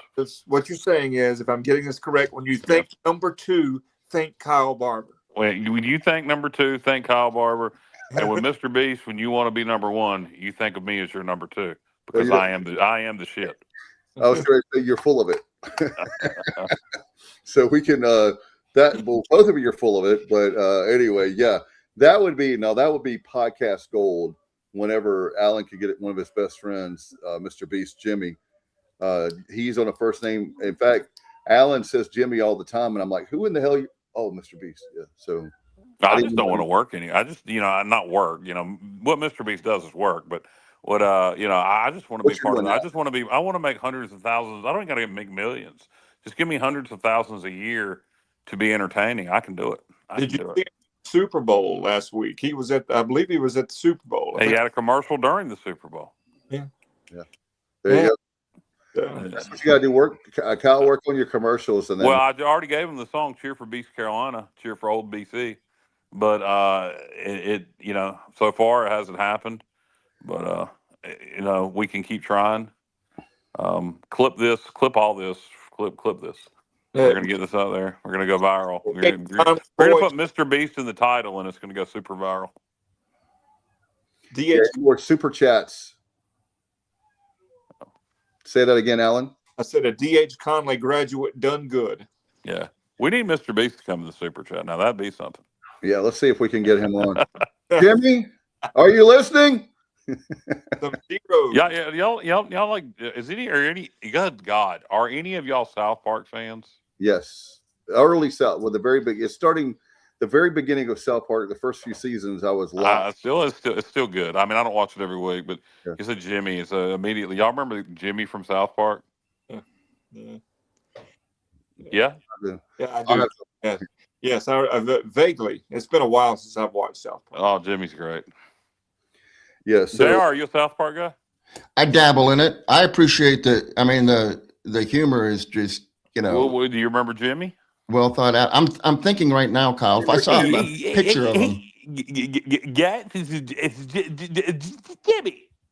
Jimmy, he's got cerebral palsy and a speech impediment, and yeah. It's great. It's great. I love South Park because they pick on everybody and everybody's included. And Jimmy Vollmer. Yeah, well, one of the biggest things about Jimmy on South Park is none of the boys, like, they're mean to him, like Stan and Kyle and Cartman. They're all mean to him like they are the rest of the kids, and he's mean to, but they never pick on his disability. Never, like, you never hear Cartman make fun of his. It never happens. But it's I don't know. I love the way they do things. They do things so they piss everybody off, but they include everybody. I like my favorite character was I used to enjoy Chef, but did you see? You remember Chef's final episode? It's been like Alan Okay, said. well, Chef Isaac Hayes joined Scientology and left the show, and the Church of Scientology wanted them to do away with every appearance of Chef, and so did Isaac Hayes. Well, those guys own those rights, so they kill Chef off on the show, and they have him be brainwashed, which was what they were doing. Was they used something else in place of him joining the Church of Scientology. And yeah, you just look the episode up. It's great. It's Chef's final appearance. He had a great song. Do you remember It's that? hysterical. Oh yeah. Yeah. Suck on my chocolate, salty boss. Yeah. Yeah. That was. I mean, you got a guy that has the theme from Shaft and then Salty Balls. Yeah, and no, it's great. But his final episode, they took. He'd done hundreds of episodes, and so he left the show. So they take his voice and just splice together whatever they want him to say. And he had been brainwashed instead of by the Church of Scientology in the episode. He had been brainwashed to for something else. You guys just have to watch the episode. All right, we'll do that. So, guys, we're almost at an hour and a half. Do you have anything else you want to talk about tonight? Valentine's.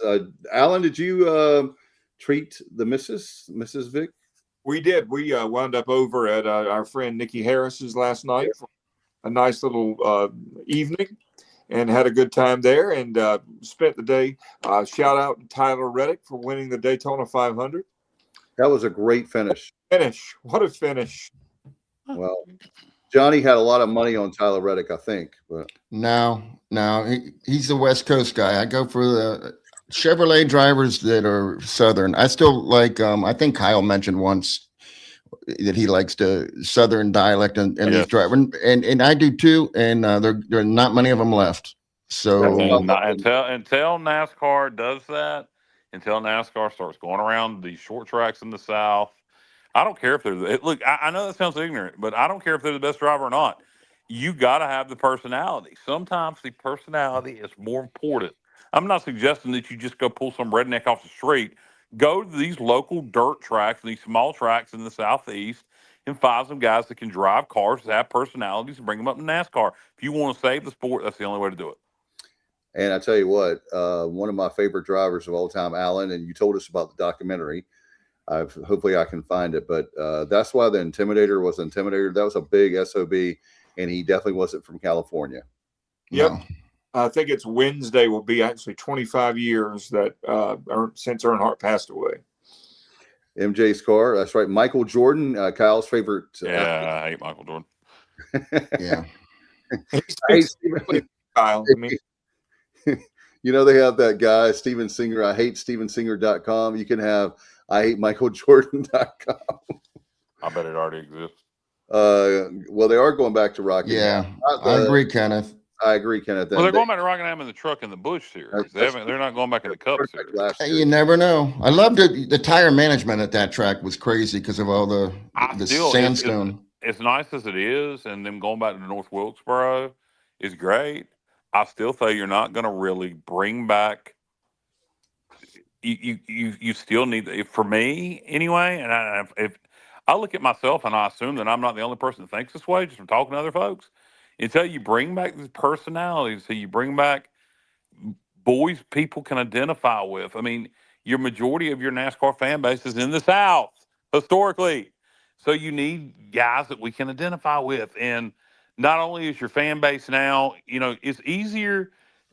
Some people say it's easier to create new fans than you get your own fans back. I'm going to disagree with that a little bit. These guys now, all of us, when we were watching NASCAR, we were watching guys that were older than us or around our age. And all these guys are younger than us because of our age. And I wouldn't suggest they bring on a senior tour for NASCAR. But we do need to be able to look at these guys and see men. They just look like boys, and they're all clean shaven and short hair, and nobody has a Southern accent, and nobody has a goatee, and nobody has, come on, I want some personality. Alan, what about Ty Gibbs? He looks like he's 12. Totally agree. Yeah. I Yeah, mean, Ty gets The kid in the Daytona 500 today that's tremendously talented named Connor Zilic. He's 19 years old. I mean, I want somebody that's packing some Oh, skull in their lip when they getting Yeah. out the car. arrogant. Yeah, I want somebody that's wanting to raise some hell in victory lane and Throw a beer up in there. Like throw a beer. Yeah, I mean, hell, I'd be happy with a modern wild dude who wants to vape right after. Yeah. Oh my God. It's just Or how about Alan? What about a guy smoking a cigarette in victory lane? Oh, that was awesome. That happened all the time. Now, Yeah. David Pearson was a smoker in the race car, and so was Dick Trickle. Yep. Dick Trickle was a smoker in the race car. A-Win says, Kyle, get off my lawn. LOL. Just kidding. I'm going to say it again. Well, I mean, it's not. If you had to pick a driver, I think you'd like Ross Chastain, number All right, I'm one. gonna look him up. He's a watermelon farmer. Yeah, like seventh generation watermelon farmer. To what he was saying, it's not even an old guy thing. I felt this way. Like I could see this coming before I was old. Yeah, no, not the '90s. It started happening when I got out of the sport. When I got out of the sport, like I used to participate. I quit following NASCAR when I was in my late 20s because it had already started to change around 08, 09. That's when I got out of it, and so it's not even an old man thing. I felt this way for a while. I think a lot of people, a lot of people. The sport did die when Dale died, but a lot of folks got out of it. Because it changed too much. And there was a lot of people that held on after the change out of pure habit and because Junior was still there. Yeah, and then once he retired, that was it. They didn't have anybody to follow anymore. They didn't care. After Senior died, the attendance was actually just as good for several years, and Junior was a big part of that. Yep. Yeah, that was their favorite driver. He won favorite driver for how many years in a row? A lot. And, I was like I said the other night on here, I was a petty guy. And, Kyle wasn't doing anything by that point. He was still driving, but he wasn't having any success by the time Dale Sr. died. And Jessica, my wife, was a Dale Jr. fan just because she thought he was cute. And so when Dale Sr. died, I started cheering for Junior because she was a fan because I felt bad for him because his dad just passed away.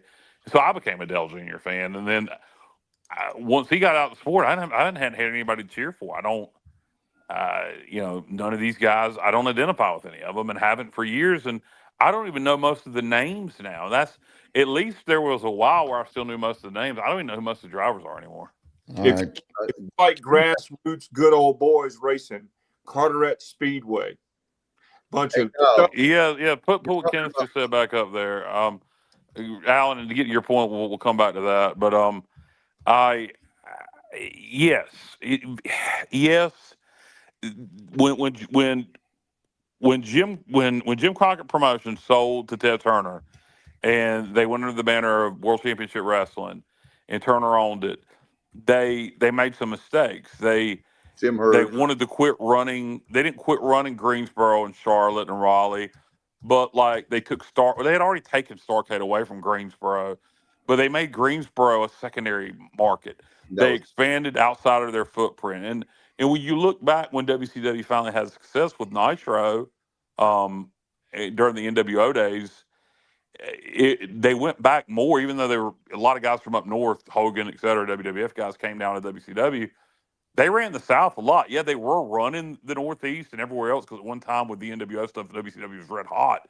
But they were running Florida and Atlanta and Georgia and the most. But he's right. The comparison to Jim Crockett Promotions and WCW is an adequate comparison to WCW. To NASCAR. It's a good comparison. Yep, that was on, and at the same time, the internet came along, and it opened the door to everybody knew what was going on in the sport behind the scenes. Every fan was a smart fan, and the combination of those two things really hurt it. Yeah. But what were you saying about Carteret Speedway? I know it's a good track. I know Jeremy Mayfield was running down there a lot at one point. A couple of times a year. Seriously, not just because I announced there, but if you like good old boy short track racing, guys, you could before the races we have a meet and greet where you can go on the track and meet the drivers and see the cars and touch the cars and all that. You would really enjoy going down to Carteret. It's a beautiful track, lots of food, good view. of everything, and it's good old boys racing that love racing for the love of racing, and it's just a really, really cool. It's a kind of a throwback facility. Hey, Alan, I had one of those right here in my backyard, Manassas. And what happened was they built a housing community next to the racetrack. Everybody knew there was a racetrack there. They moved in, and then they all got together and petitioned the county for noise ordinances, and they closed it. Manassas was a historical track. The Allison brothers raced there, Petty, all of them at one point, and now there's no track because the people that moved there decided they didn't want to live next to a racetrack. Wilson had a racetrack for years that had hosted NASCAR Cup races for years, and things happen and tracks. But short track racing is very healthy in places, and thank goodness, Carteret's one of the healthier short tracks that are. Yeah, I grew up. We got to get East Carolina Speedway. Yeah, I grew up going to East Carolina Motor Speedway, and a bummer when that closed. Man, broke my heart. Yeah, it closed and it reopened briefly and closed again. But I grew up going there, watching Shelton McNair, Jim Kelly, and all those boys, and used to hang out. There used to be a playground there, and teenagers would go hang out in the playground, take it over from the kids. Up guys would come run there.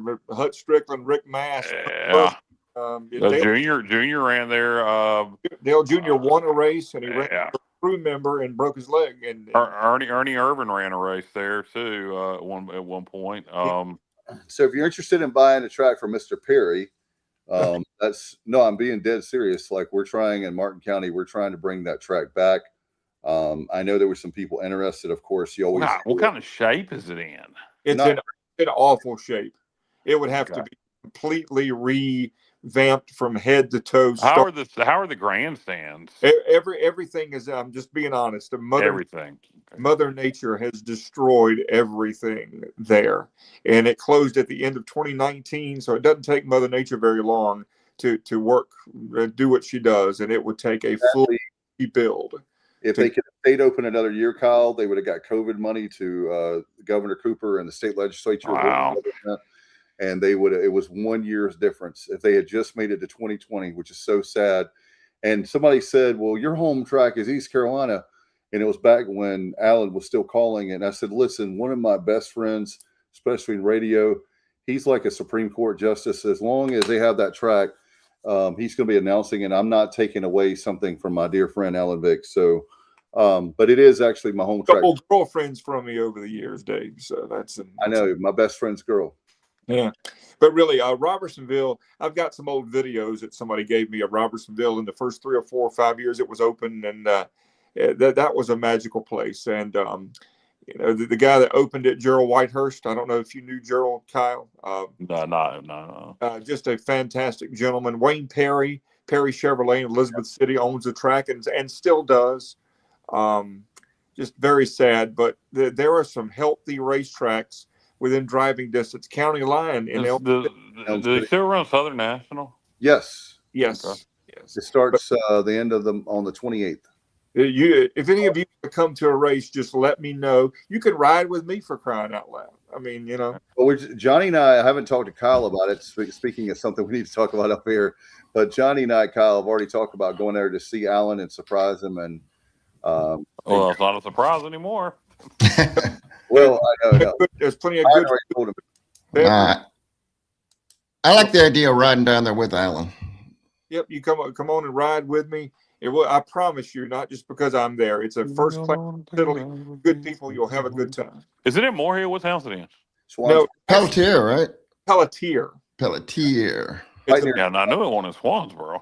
Yeah, from my house, it's an hour and a half, and I live in Winterville. But it's not a bad ride at all. Yeah, I go down that way all the time. So it ain't nothing for me to go down there. I just hadn't been. But wouldn't mind checking out a race down there. We might do that. When does the season start? April 11th. And runs until December. December. Good God. We'll find some time this summer to definitely come on a Saturday night. Yeah, absolutely. Y'all run Saturday night, I'm assuming. Yeah, we don't. Does the concession stand have any like signature items or anything? What do they got there? Schedule's basically every other Saturday night. Not in December. By that point, it's like one. December. But you can go to CarteretteSpeedway.com and look at the schedule. We bring the Allison Legacy Series in, the Grand National Super Series, the series that Bobby Labonte races in, the Smart Modified Tour will be coming back this year. So it's going to be a good year. So JR asked a question: is there any specialties at the concession stands? Anything stand out? Oh, it's all good. I'm working so much. I usually don't get much to eat there, but I'll get him whatever he wants. And I've never had anything that I didn't like, and I'm being honest. Good hot dog, burgers, pizza. There's a full functional restaurant inside the racetrack where you can get full meals and things like that. I don't get to go very often because I'm working, but they do full meals, like yeah, you can go get yeah. That's it's called Moonshiners is the name of the restaurant. Okay, all right. Hey, Alan, do they have a sweet? Do they have moonshine? Yes, they have suites. Yes, that one. Yes, they have a suite in turn 4. There's several great places to watch the race. Do they have moonshine? Now, Junior Johnson, some of his money helped build the racetrack, so that's a distinct possibility. Distinct possibility. No, I mean, I was being serious. If the restaurant sold moonshine or not. Well, hey, I can neither confirm nor deny. Well, I mean, legal moonshine. Yeah, legal moonshine is not really moonshine in my book. Yeah. Well, I mean, it is. I mean, it's all in how you make it. Ooh. It's copper and corn, and I mean, it's categorized. I mean, I get what you're saying, but technically, if it's made that way, I mean, it's just like a bourbon's a bourbon, a whiskey's a moonshine is the kind of bourbon. Is how it's made. Now, Or kind of whiskey is the kind of bourbon. I bought a big jug of from Jacksonville. Waltons. Yeah, exactly. Of their moonshine. They're not that good. It was, yeah, I can agree with you on that. It was 120 proof, so I thought it might be close, but the taste just is not there. I mean, you just want it for the. I mean, I like some of Old Smoky's flavored stuff. It's mostly beer and then some of the other seltzers and things like that. Isn't there something to do with the ALE when you start selling alcohol with a certain amount of whatever with different? A lot of, yeah. You got to have different license versus beer and wine versus hard liquor. Right. Yeah. But it's not easier to get a beer and wine license, and rightfully so. It's very hard to get a liquor license. By the drink is what they refer to it as. Yeah. But I would love for you to come down. I set up by the beer kiosk, believe it or not. Yeah, it is easier though with a full service restaurant. It's a lot easier with food. That's why I didn't know if possibly they did sell. I almost wondered if the reason to have a full service restaurant called Moonshiners was to sell. That would be a great idea for a racetrack. If you had a racetrack with a full service liquor license, and then they partnered with a distillery, even though Walton's isn't the best it is in the area. They partnered with them and had tastings and come on out and try different moonshine drinks. I mean, that would be money right there.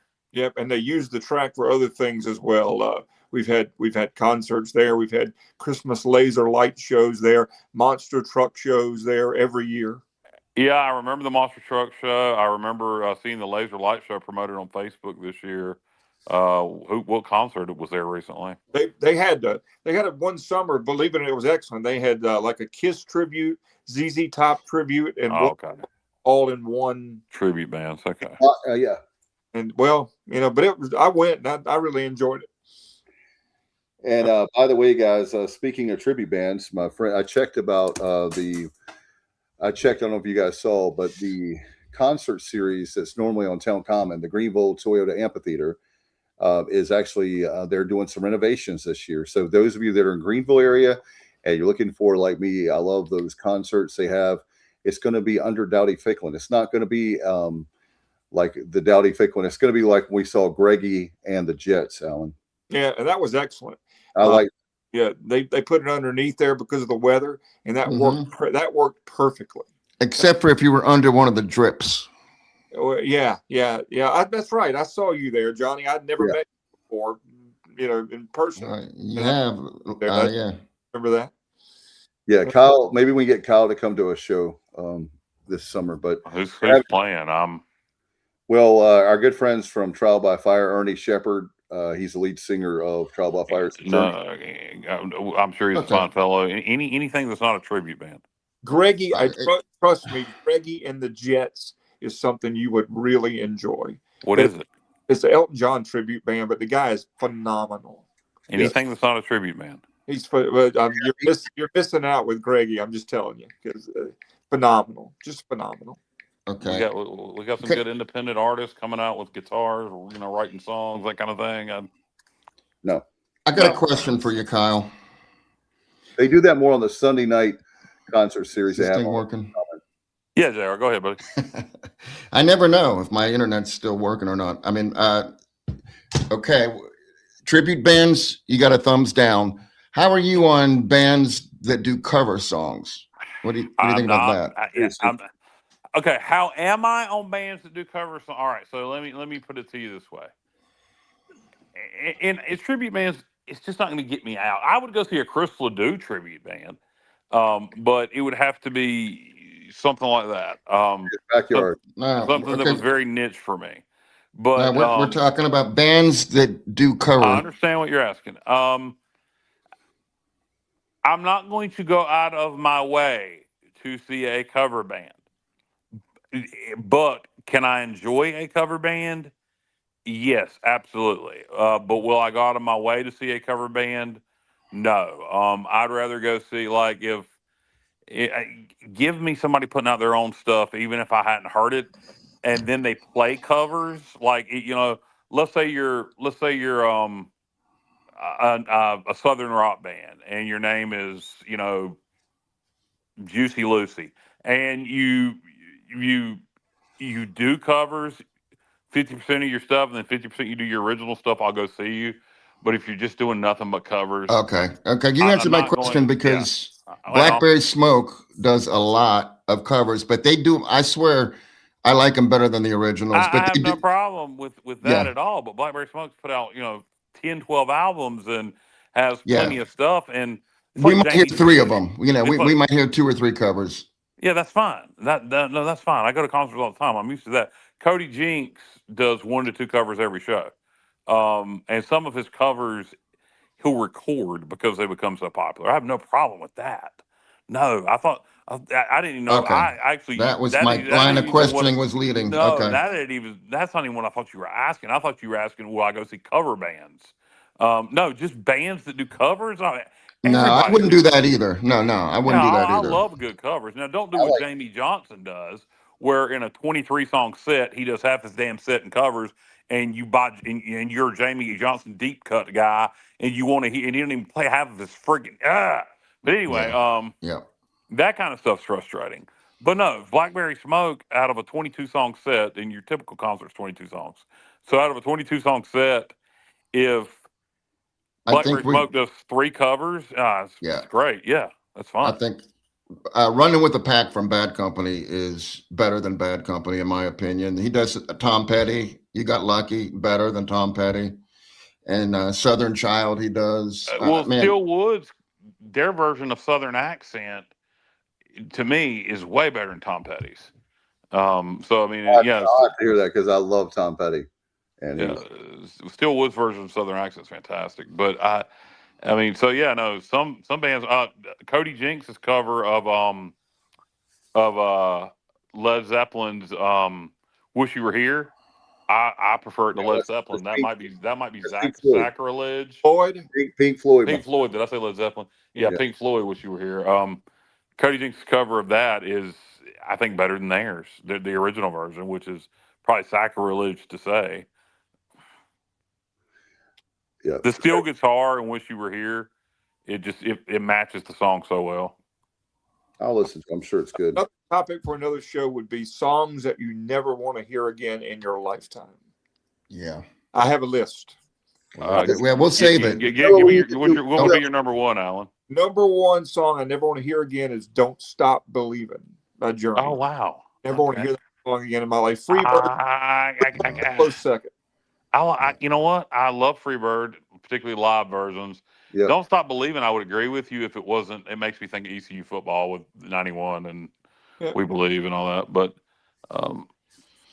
I don't know. That's a good question. Songs you never want Well, to you hear. need to do a Stevie Fly. Anything. I got one. Cruise by Florida Georgia Line. Yep. Not well. I would rather not. And the Bon Jovi "Living on a Prayer." I realize what a great song it was. I understand it. But my God, I mean, how many times I never want to hear it again. So how do you Right. go to ECU football games? They play it every game. Well, if you don't have a choice, I mean, it's not like I'm going to walk up in the press box and go, "Hey, man, don't play that song again," or I'm going to punch you. But they're all great songs. So you got songs you just got tired of hearing. Yeah, I never have denied that they're not great songs, but I guess it's me because So it's two different things. So I've songs you're tired of hearing versus songs you hate. yeah, I played them so many times. They're just it's just they've gotten Brown Eyed. Numb. worn out, completely worn out, in my opinion. Alan, I know one of them. I believe saw your Facebook post, so I'll preface it by saying I believe one of your overplayed songs is "Brown Eyed Girl." Brown Eyed Girl's another one. It's just one of By those, you got to understand, and this is just me, and it's totally me. I've heard these songs a zillion times. I would much rather hear a Van Morrison deep cut or a Journey deep cut or a Bon Jovi deeper cut than ever hear the things that have been pounded in the pavement, over and over and over and over and over. But that's just me. That's just my. okay. What if Jimmy Buffett's his version of Brown Eyed Girl came on? Would you listen to it? His version is excellent. Jimmy Buffett's version of Brown Eyed Girl is excellent. Actually, I played it when it was new. I was a young pup in radio. It's outstanding. He did a nice cover. Yeah. Okay. Did a nice cover. Yeah, I have no problem with that whatsoever. Speaking of this, I mean, we need to wrap this up because we're all off topic. But if you want to go and wrap it up, we'll save it for a different night. But it was just something that came to mind here recently. Me and Stevie were actually talking about it last night. It's completely ruined their legacy. Music wise? Yeah. Nothing it's not anything they put out, or this person, I don't want to give it away. This person's it's just a mistake they have made. And I don't know if they've even realized how much he's hurting his legacy. Bruce Springsteen? No. Oh, that's who I was thinking. No. Well, that's just political stuff. Yeah, well, you're talking about music. You're talking about music that yes. they No. And as far as Springsteen hurting his legacy, I still think Springsteen's one of the greatest artists of all time. I don't care about his political beliefs. Springsteen. Yeah. I think he's alienated half his audience, but that's it. I don't care. Yeah. I'd still go see him. I don't like him. I mean, if he breaks out, and look, he breaks out with Jungle Land, and somebody can hit that saxophone solo still, I'm on, yeah. But so go for it. Just tell us who it is. Garth Brooks, by only having his music through Amazon. That's the only place you can stream his music. You can't stream it through Spotify. You can't stream it through Apple. You can't stream it through anywhere. Amazon. And at one time, it wasn't even Amazon. He tried his own streaming service briefly. There are people coming up that are in their 20s who don't know Garth Brooks from a hole in the ground because they didn't, like, 90s country has really made a comeback, and artists like, Travis Tritt and Shenandoah. Shenandoah is one of the weirdest. I don't know if you guys realize how popular Shenandoah has become because of TikTok. Shenandoah is selling out places now that they didn't sell out, in their prime. That's a real weird one. But Garth, because his songs only be available through Amazon Or YouTube. You can get your fill on YouTube. Well, I'm talking about far as I guess you can't really stream though. Kids ain't. There's a whole generation now. I guarantee you survey anybody between the age of 13 and say 28, and I don't think they would name Garth Brooks as one of the biggest country artists, even from the 90s. Well, for my generation, Chris Gaines hurt Garth, and I know the story and how it happened. It really wasn't. Yeah, it did, Alan. But I think the biggest thing that's hurting with new listeners is he's not out there being discovered. New people aren't discovering Garth. He sold millions of albums, so he still has a fan base, but there's not new people discover him. The people that are going to see Shenandoah right now are all young. They had a song went viral on TikTok, 2 Dozen Roses. It became a popular TikTok sound. And because of that, they blew up. It's crazy. And, people go, all right, so this band has 2 Dozen Roses. It became a TikTok sound. let me go listen to all their music, and you can find it on any genre you happen to be streaming. Is Where Mark Saban back with Shenandoah? yes, yes, yeah, you bet your ass he is. Yeah. I mean, the mama ain't raised no fool. I didn't know bluegrass and the gospel thing. No, mama ain't raised. Yeah, bluegrass and gospel. It ain't a green. It ain't as whatever pays the money, Alan. You know how that goes. I'll tell you, my favorite Shenandoah song that was not a big hit. It was their first release. It was called "Stop the Rain." That's a great song. Yeah, I don't know what maybe Janie Baker's Love Slave. Yeah, I like Janie Baker. I was in the club business, and that was a big club hit when I was I have doing. to go back and now that you say that, I'll have to go back and listen. I met those guys maybe 2000. Sunday in the South.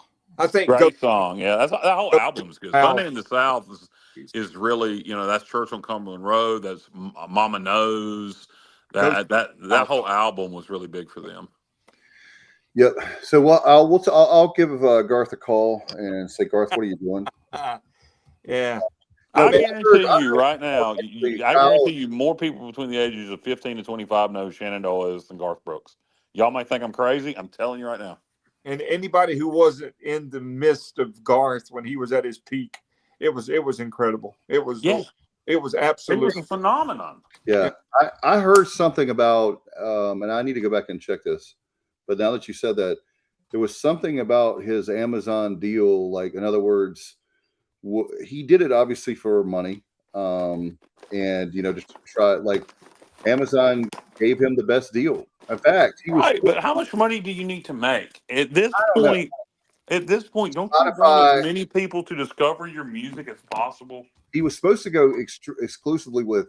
He told a story in 2017 about that was about the time that he was doing the Amazon thing, and he told the story about how Spotify actually was where he was leaning, and then Amazon came in and scooped him up.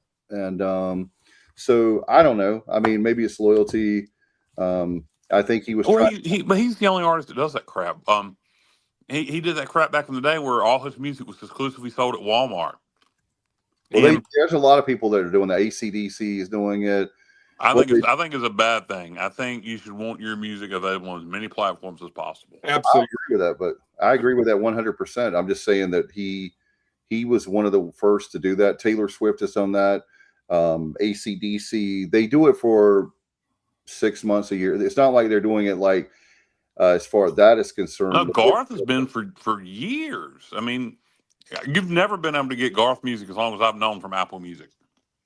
No Spotify for sure. No. I'm saying I agree with that. I'm just saying as far as music wise, they do that for a short period of time. But yeah, the streaming services, at some point you got to say, okay, I gave Amazon a long run, and Trisha Yearwood, his wife.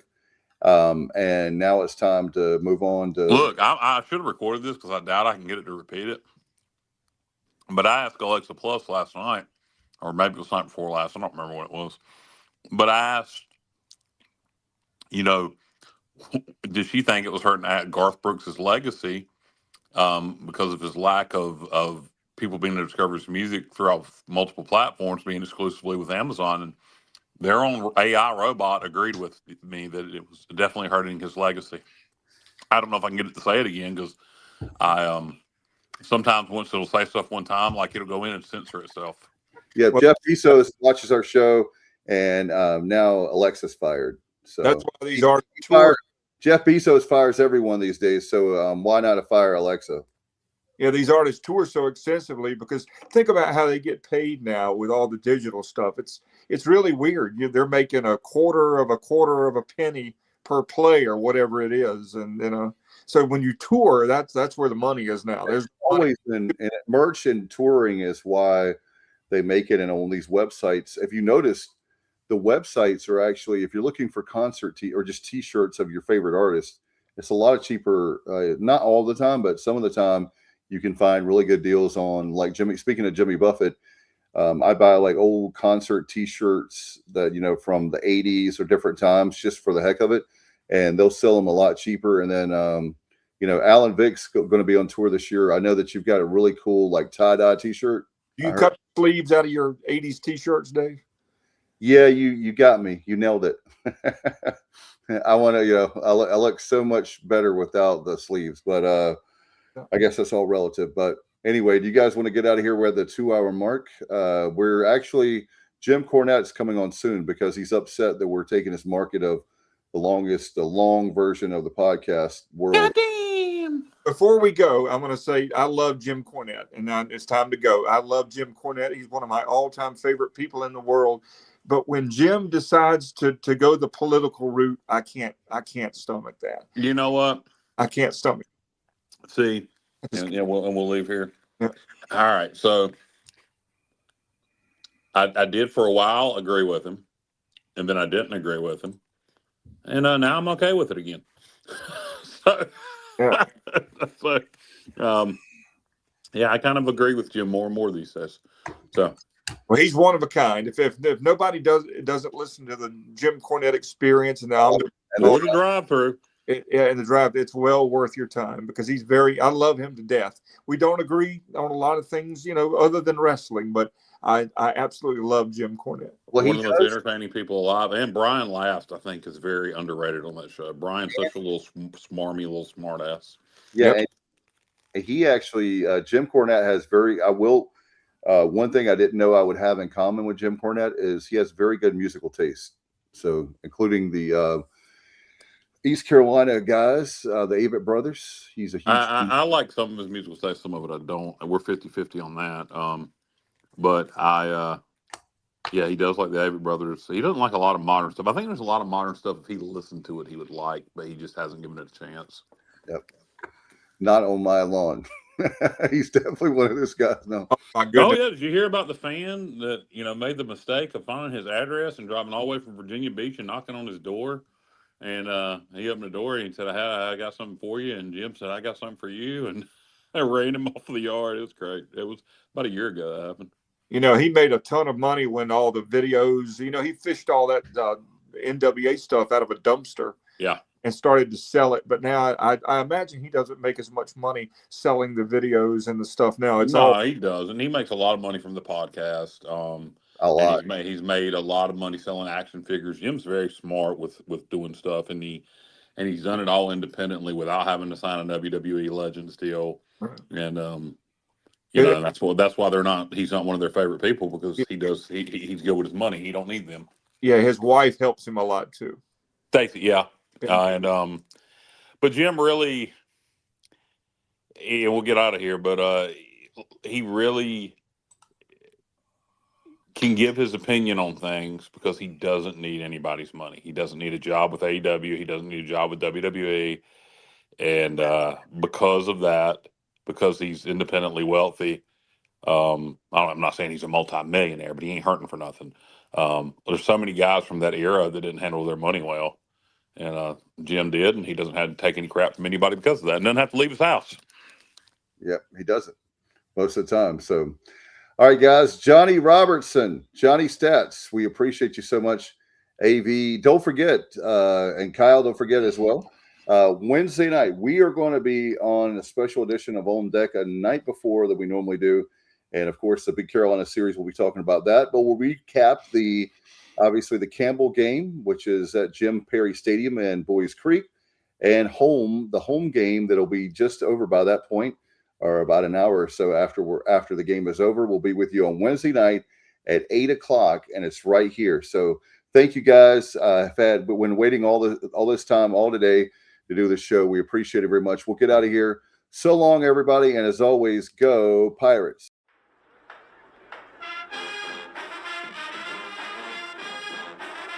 You're watching The Sports Objective, the podcast for Pirates.